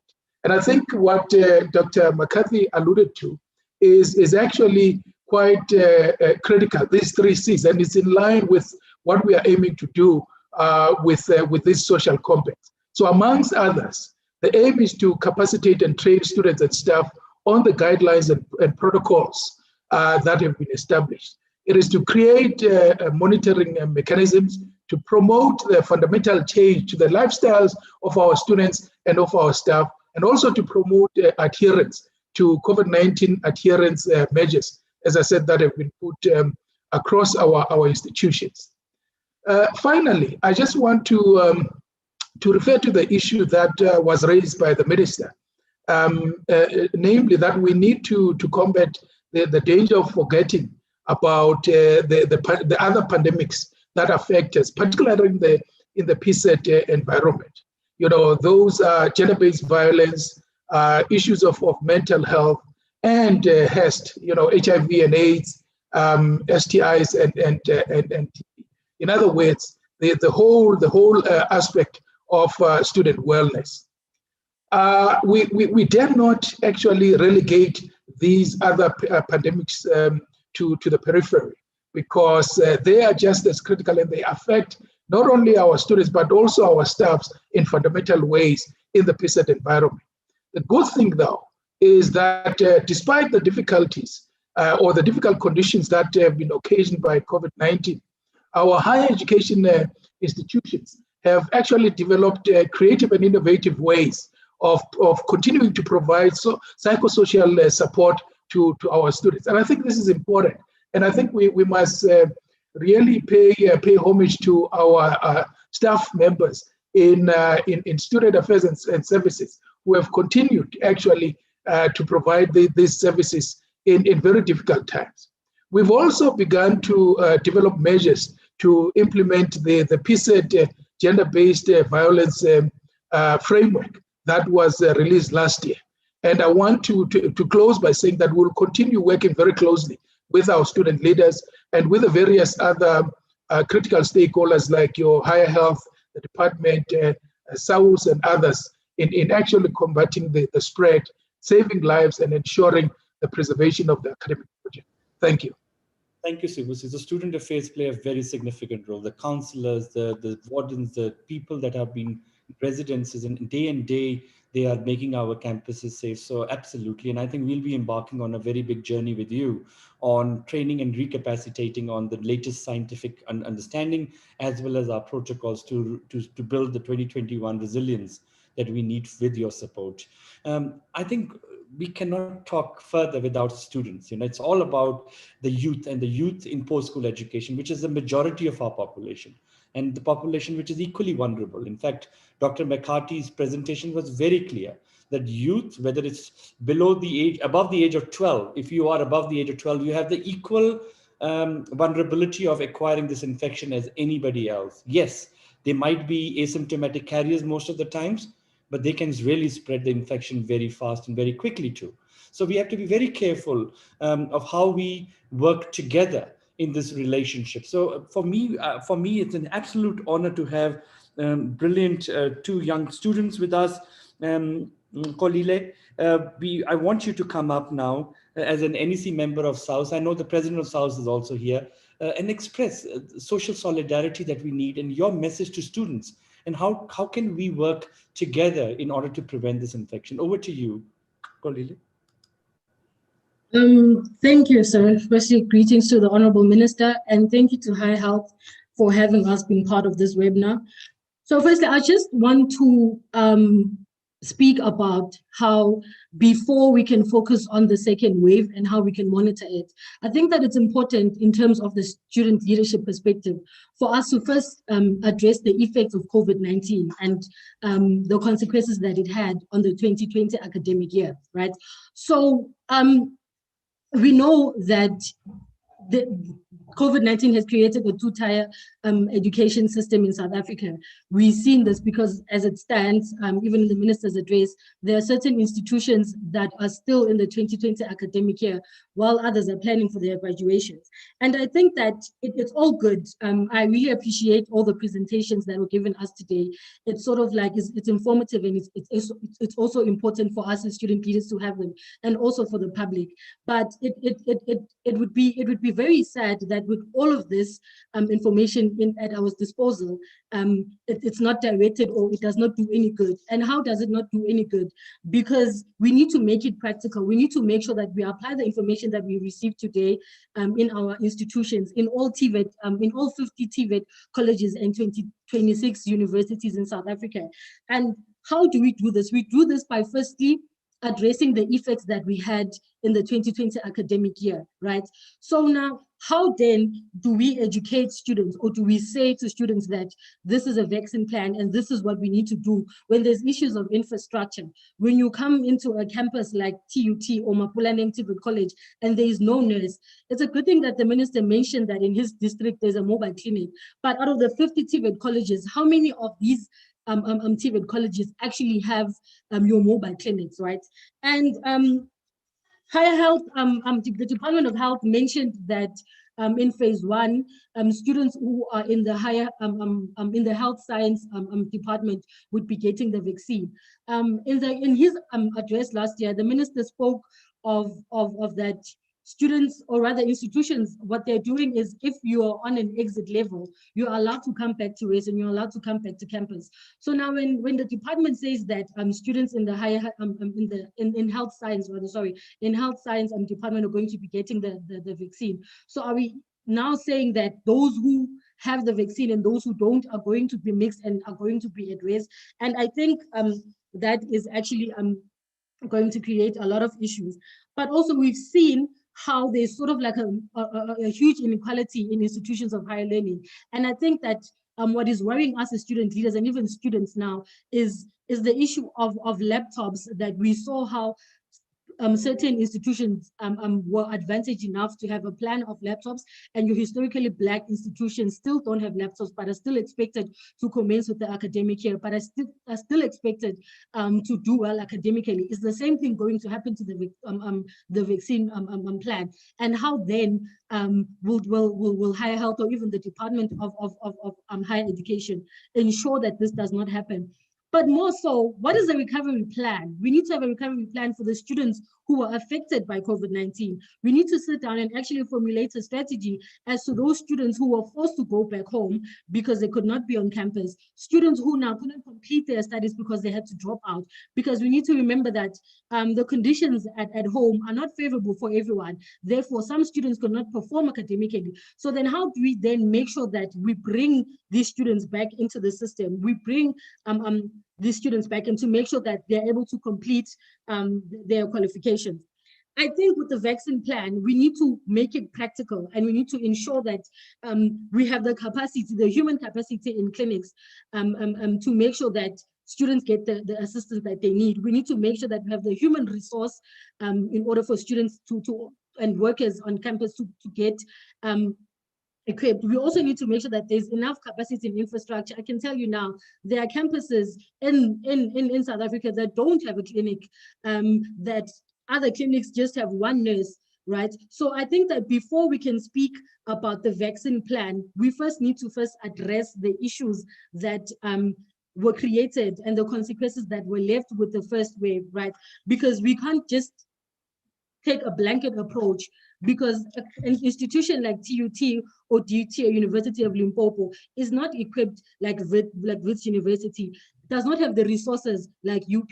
And I think that to sit and to say or to take a blanket approach and to expect students to be the ones who then now are okay with the vaccine, it's going to be a bit problematic. We also need to remember that we saw a lot of confusion, also a lot of unrest with what happened with the issue of laptops and NSFAS and the 2020 academic year, which also put a lot of strain with student leaders. And it now leaves us to sort of have to like answer questions that we ourselves are not equipped to answer because we don't have the answers from the department. So I think that I appreciate the presentations, but we need to then now be in a position where we look at our institutions, we look at the TVET sector, and we're able to apply it in practical and make sure that saying that no student left behind can't just be a saying, because there are students that are left behind. Because when you're from TUT and you're supposed to complete the academic year in March, but the institution has delayed commencing of classes by 2 weeks, it is going to affect you. So we need to make sure that before we now have this conversation and before we now as student leaders are expected to push this and to also educate students, we first address the issues and the effects, because those effects are the ones that are currently affecting our students now. Thank you. Thank you, Ngolile. I think these are genuine concerns, and I think many student leaders will agree with you. In fact, many students will also agree with you, and totally acceptable and actually true. We've got a very big country, and predominantly we've got systems in rural versus systems in urban, and these are challenges that I think the infrastructure relook needs to always be put into priorities. And I think our vaccination program, working with Department of Health, will be very sensitive about these issues that you've been talking about in the vaccination. But predominantly, you've been speaking a lot about the TVET sector's perspective, and I'm so grateful that you raised that, because we also have the president of SATWETSA, Sipiwe, who's been recently appointed as the president of SATWETSA. So Sipiwe, over to you, please. No, thank you very much, Prof. You know, let me first greet the Honorable Minister and greet all the panelists that are present here, and also greet the participants. You know, with the level of participation we are having in the participants section, I think if we had a contact session, this session will have been more fruitful, since I'm seeing the level of participation and engagement from our participants. That's unfortunate due to these pandemic conditions, we are unable to do a contact session. But let me rather say the presentation from the Honorable Minister, Prof. Tim Tucker, and Dr. Kerrigan Mccarty has been informative. They were able to simplify the matter that was rather complex. I think in doing so, it will enable us to wash away the illusion that has been created or been made by those conspiracy theorists who've been able to mislead or instigate our community members to even ban the things that are not needed to be banned. Because our community members have been instigated to ban even the 5G network that we are going to need as the sector as we are advancing to the e-learning system, because we are going, as much as we're still struggling with the gadgets, laptops, and so forth. As soon as we achieve the stack, because we are going to achieve the stack where students are going to have one student, one laptop. After that, we are going to pack with connectivity due to people who are not informed and who have been misled into banning an infrastructure of connectivity that is going to assist the sector in the future. Addressing the matter as a TVET structure, I think as a TVET sector, the approach has been rather one-sided. We have been able to deal with the issue of social distancing, managing distance, disinfecting in our institution. But as we know, the TVET sector, that it's lacking in infrastructure and residential development. Students are being clustered in their residential places. That we are only addressing the one-sided part of it institutional, while in the resident students, it's where they are getting affected. And when they are affected, they are able to come into institution already being affected. I think we need to look into that particular part, as we've proposed to the president of SACO, through our engagement. Luckily enough, in our institution, we've been able to say, we have this particular infrastructure of which it's Matuba Stadium, which is not used. Let us be able to then be flexible on this approach to say, let's have our institutional quarantine zone. Because our students, when they've been affected, they're not able to be in a quarantine zone because the residents or the places they are residing on, they are clusters, so they don't have an opportunity to be able to do social distancing, quarantine, and so forth. So the moment we are able to create our own institutional quarantine zone, it will give a space for students to be able to quarantine on their own and be able to recover on those institutional quarantine zones. But another issue is that if we can have our health expertise to come in during our inductions, because this information is a much needed information. When these new students, as well enrolling new students, there are going to be inductions that are going to be rolled out in each and every campus. If you can have this expertise, who are going to induct this particular student, because this is an informative session, so that our students, they understand that what is really needed from them, so that they'll be even inducted by the 6 C's that has been mentioned by one of the panelists who has been presented to us, to say these students need to understand what is needed of them to keep safe and be able to study as well. Another thing is that we have screeners at the gate who are not regularly trained, because to have a screener at the gate, these people are able to check the temperature, because the entrance of the student should not be on the temperature on, because you need to tell the student if your temperature is above 87 and so forth, you are not able to enter those particular premises.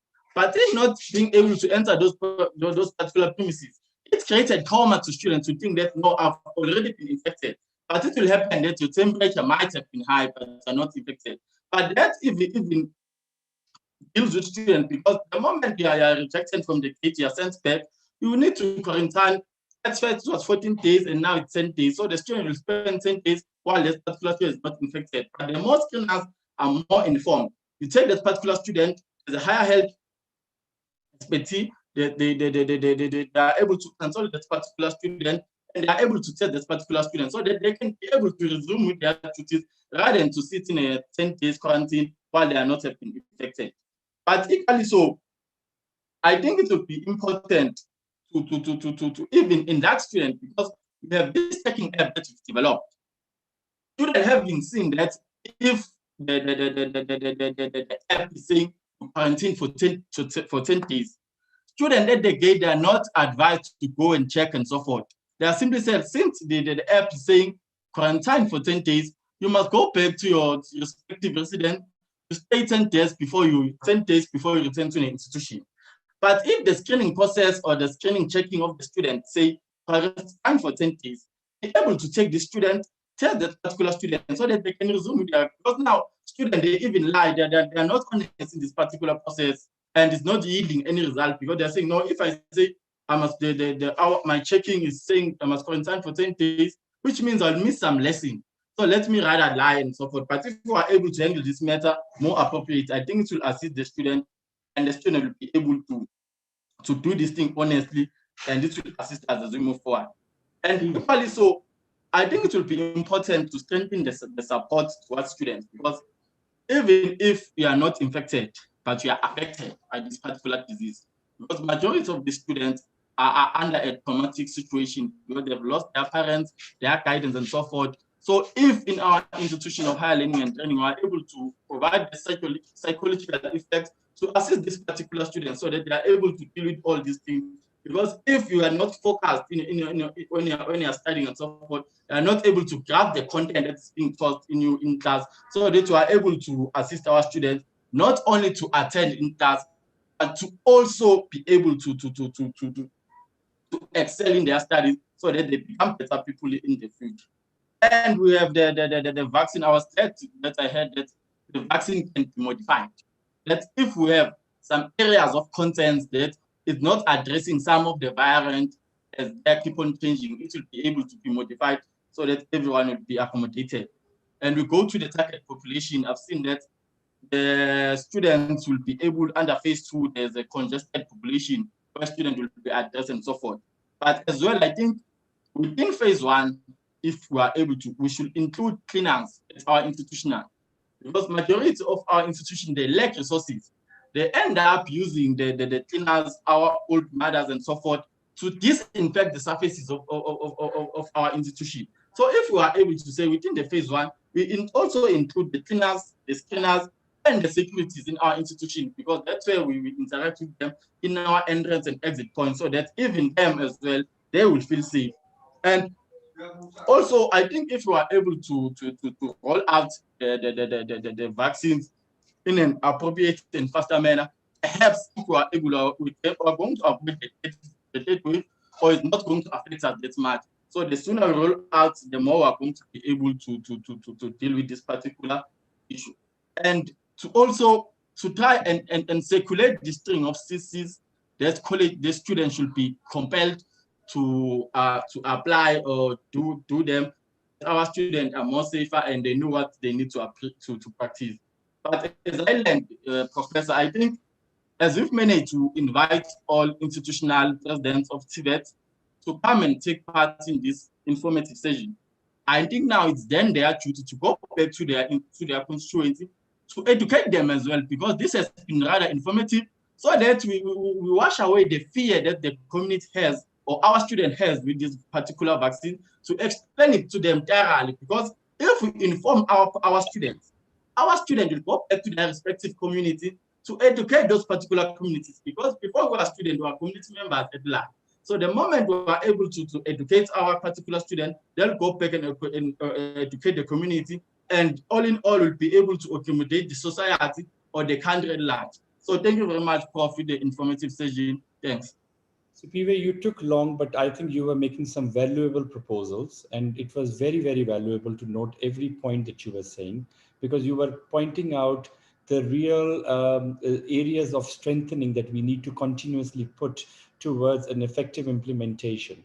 And it's the reality is a very challenging pandemic, and it changes very quickly. We're learning the science very quickly. So you're absolutely right in the formidable proposals. And I think I take on your word towards the support from the student leadership in going back to the constituencies now, understanding it further, participating in more training programs, and and ensuring that we help each other as peers. And Dr. Zishiri, I know we are out of time and there are many questions, and I see Dr. Mccarty has been trying to respond to some of the questions in the chat room. I request that if you can take some 7, 8 burning questions that the panel can respond to. I know, I'm so sorry, we might run out of 10 more minutes of our time, but colleagues, it's very important that we also address some of the panelist questions, as the questions have also come up from student leadership. So Dr. Zishiri, over to you, please. And also project the question to who it is. Okay. Thank you, CEO. Thank you to all the panelists and all protocol observed. The attendees would like to know, firstly, is the COVID-19 vaccine that is coming to South Africa effective against the different variants? Sorry, so that was the first question. Is the COVID-19 vaccine that is coming to South Africa effective against the different variants? I would like to pose this to Professor Tim Tucker or Dr. Kerrigan Mccarty, or both. The second question is, are the survivors of severe COVID-19 disease immune to repeat infection? And how long is one protected after vaccination? Again, also to our clinical virologists. Is there a COVID-19 vaccination strategy for TVETs and universities? In addition, what are the action plans to support health and wellness programs, including COVID-19 vaccination in CET colleges? So this can go to Professor Dr. Abnik Alwalia and or Professor Bauer. The fourth question is, what is the potential of and the next steps needed for use of ivermectin in treating COVID-19 in South Africa? I think this can go to our clinicians.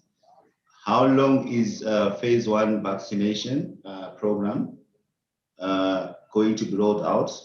Will it include family members of the healthcare workers? And what are the timelines for rollout of phase 2 and 3? So this I'd like to post it to our panelists from the Department of Health, Dr. Linda. Thank you.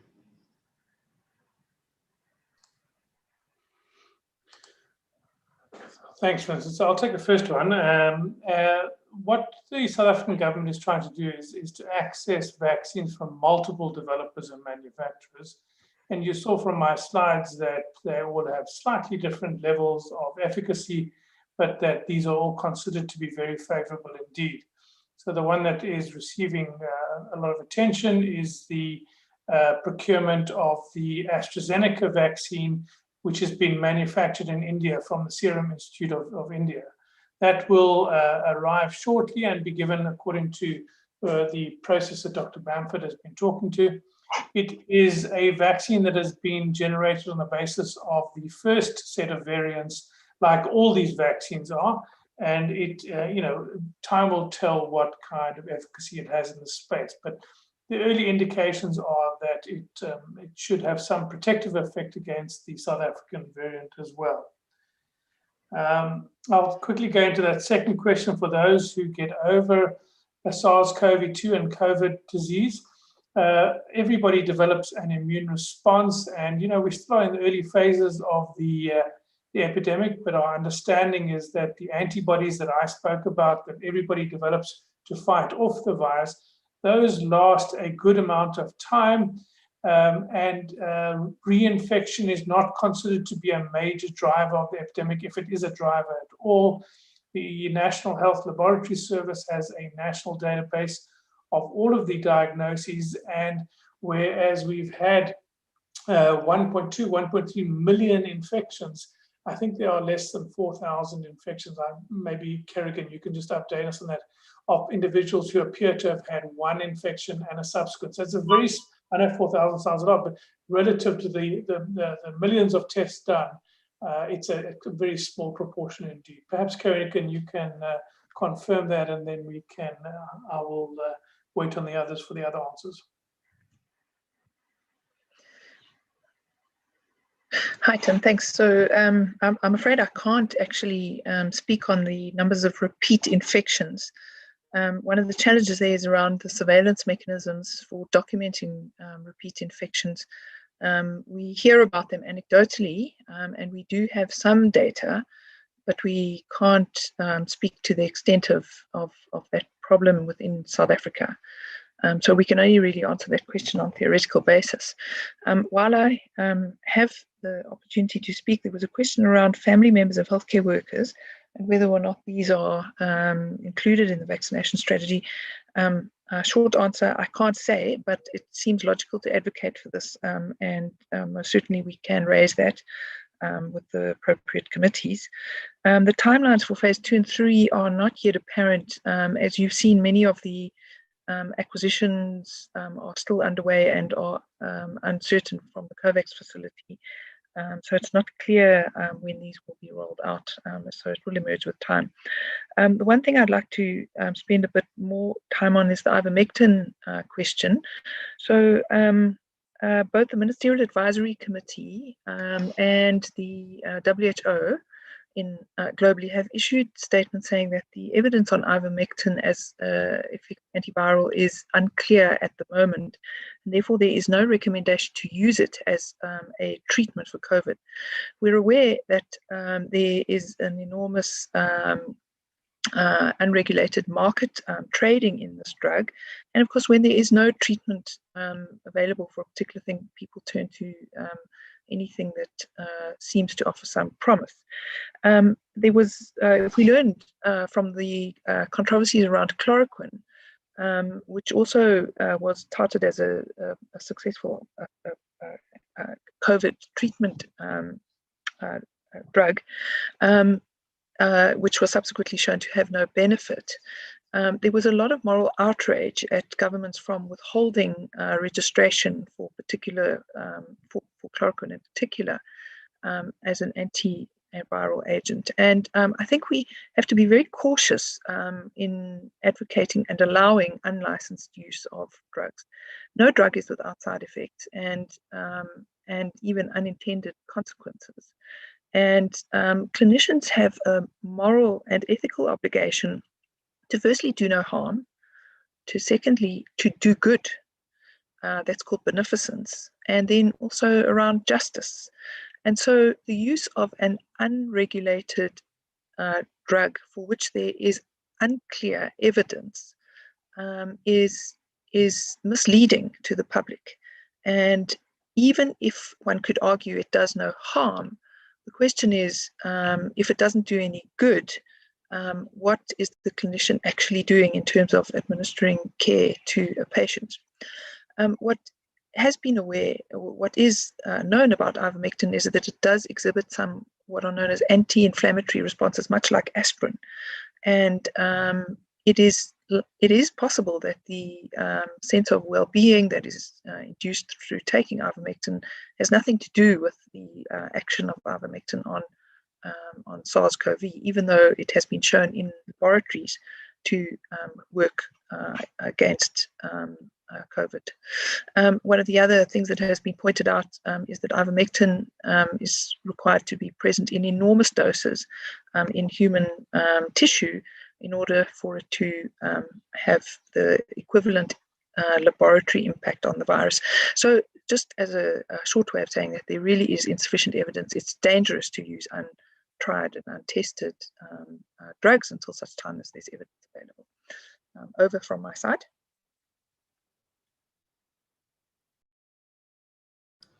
I know I have got 2 questions to answer, but Leslie, anything from your side? Leslie? Ranmik, Leslie unfortunately had to leave, so she wasn't able to respond. Over. Thanks. You know, the question around the PSET vaccination strategy, in fact, we have been working very much closely with the Department of Health in building this strategy. And in fact, the Higher Health Scientific team is now putting its emphasis into building the strategy. What Kholile was trying to express is exactly what the complication of the strategy is. How do we balance the rural versus urban versus semi-urban versus peri-urban areas around of access to vaccination, easy easy spheres. The other complication will always be what Leslie and the Department of Health was indicating, is the access of vaccines by the country in itself. So the whole strategy will work in hand to hand with the Department of Health strategy, but we are hoping for the release of the strategy by middle of February to everyone for consultation, for discussion. Irrespective, the strategy takes its time to be developed and formalized and finalized. The work is not going to stop. As I said today, almost all our university healthcare staff is being trained by the Department of Health on vaccination, which is a great step towards it. We anticipate the vaccines to reach South Africa next week to be disseminated. And we are hoping that in 1B phase, we will be having at least our frontline healthcare staff, including the health science student staff, being started into the vaccination program. And in category 2, I think the essential staff, which is our academia staff, our frontline staff, security, cleaning staff, is being prioritized in the second category and in the front row of the queue system of the vaccine. We have to be mindful that morally we have a huge challenge of how do we balance a vaccine distribution and giving it to everyone versus the accessibility or availability of the vaccine to the country, who receives before the other person, because at the moment, this is the dire need of every one of us. But we need to be in social solidarity with the government, Department of Health, and our country in general to say how we move it. And our strategy will be predominantly of who stands in front in the row of the queue and who stands behind the queue, so that there is everyone who getting it, but in a more organized way as per the availability of this. So the middle of February, the strategy will be out in its draft phase for its consultation to all the institutions. Secondly, the question of CET colleges, you're absolutely right. This is a burning issue in higher health department. I must say that over the last 4 months, we have kind of put a lot of plans together of how we build the similar kind of programs that we started in 2012-13 with the TVET colleges migrating from the universities. Now the same aim is how do we migrate into TVETs, thanks to the investments now coming from European Union and some donor funding, where these things are kind of becoming a reality, that the project will be now expanded to CET colleges.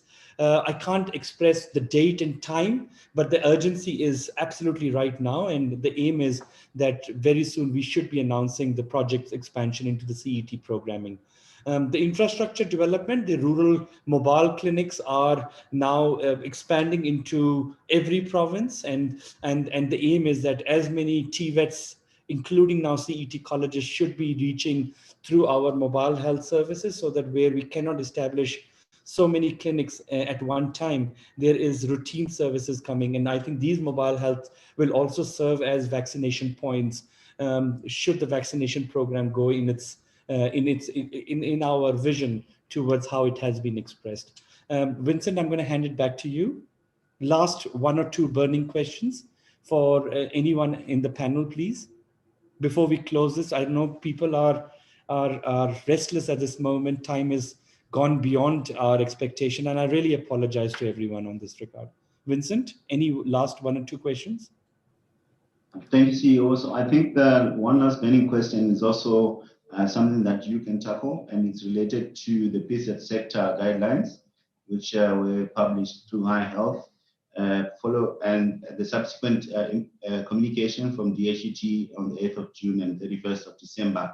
So the question is, there's a bit of misalignment that needs to be rectified, and what is High Health's plans towards revising the COVID-19 guidelines and protocols? I think probably a very important and last question, and that is that at this moment, we are actually planning to put the entire protocols and all our guidelines on an update because the versions keep getting updated. Remember, if you see any protocol or guideline coming, it comes with a version and an updated and a data version because of scientific advancements, new innovations, new understanding of the virus, and considering it's in the world, that is how we should be moving. So the updated guidelines should also be available and aligned. We also want to express that private higher education institutions are also joining us in this webinar. I want to express their work also and their efforts, and they have been putting enormous work into it, and also our CETAs and our skill-based learning centers. And the post-school education is quite enormous in reality when we dig down. But thanks to our universities and TVETs who stood with us in this webinar, and thanks to Professor Bawa, thanks to Sanele Malochwa, thanks to our student leaders, thanks to Dr. Sibusiso, our colleagues from Europe Union, and very critically to Dr. Kerrigan and Professor Tim Tucker and Dr. Leslie and in absentia, Dr. Buthelezi, who has worked behind the scenes tremendously in making this webinar a huge success. I also want to thank the Honorable Minister. He had to leave in the middle of this due to his pressing diary, and he has asked me to really pass his regards and sincerest thank you. And he has taken notes from all the discussions that were happening. And I really am grateful. I fold my hands. Let's work together. As Dr. Kerrigan's 6 C's point out, we need to work hard on the 6 C's. And only possible is we work together. The aim of this webinar was to bring everybody together, whether it's SAUS, SAFETSA, student leadership, or whether it's the vice chancellors, or whether it's the principals. The aim is to have a conjointed fight against this pandemic. Otherwise, we will be facing a lot of more challenges as this virus keeps changing and moving in this. It's going to stay with us for a little more time. In fact, not little, but for a substantial little more time. So we need to be ready. And thank you, everyone. And I'm grateful to all of you. Thank you. Thank you very much, Prof. Bye-bye. Thank you, Prof. Bawa. Thank you, everyone. Thanks, Prof. Thank you very much. Thank you, Prof. Thank you, Sipiwe. Thank you, Kolile. Thank you very much. Thank you, Tim. And thank you, Dr. Kerrigan.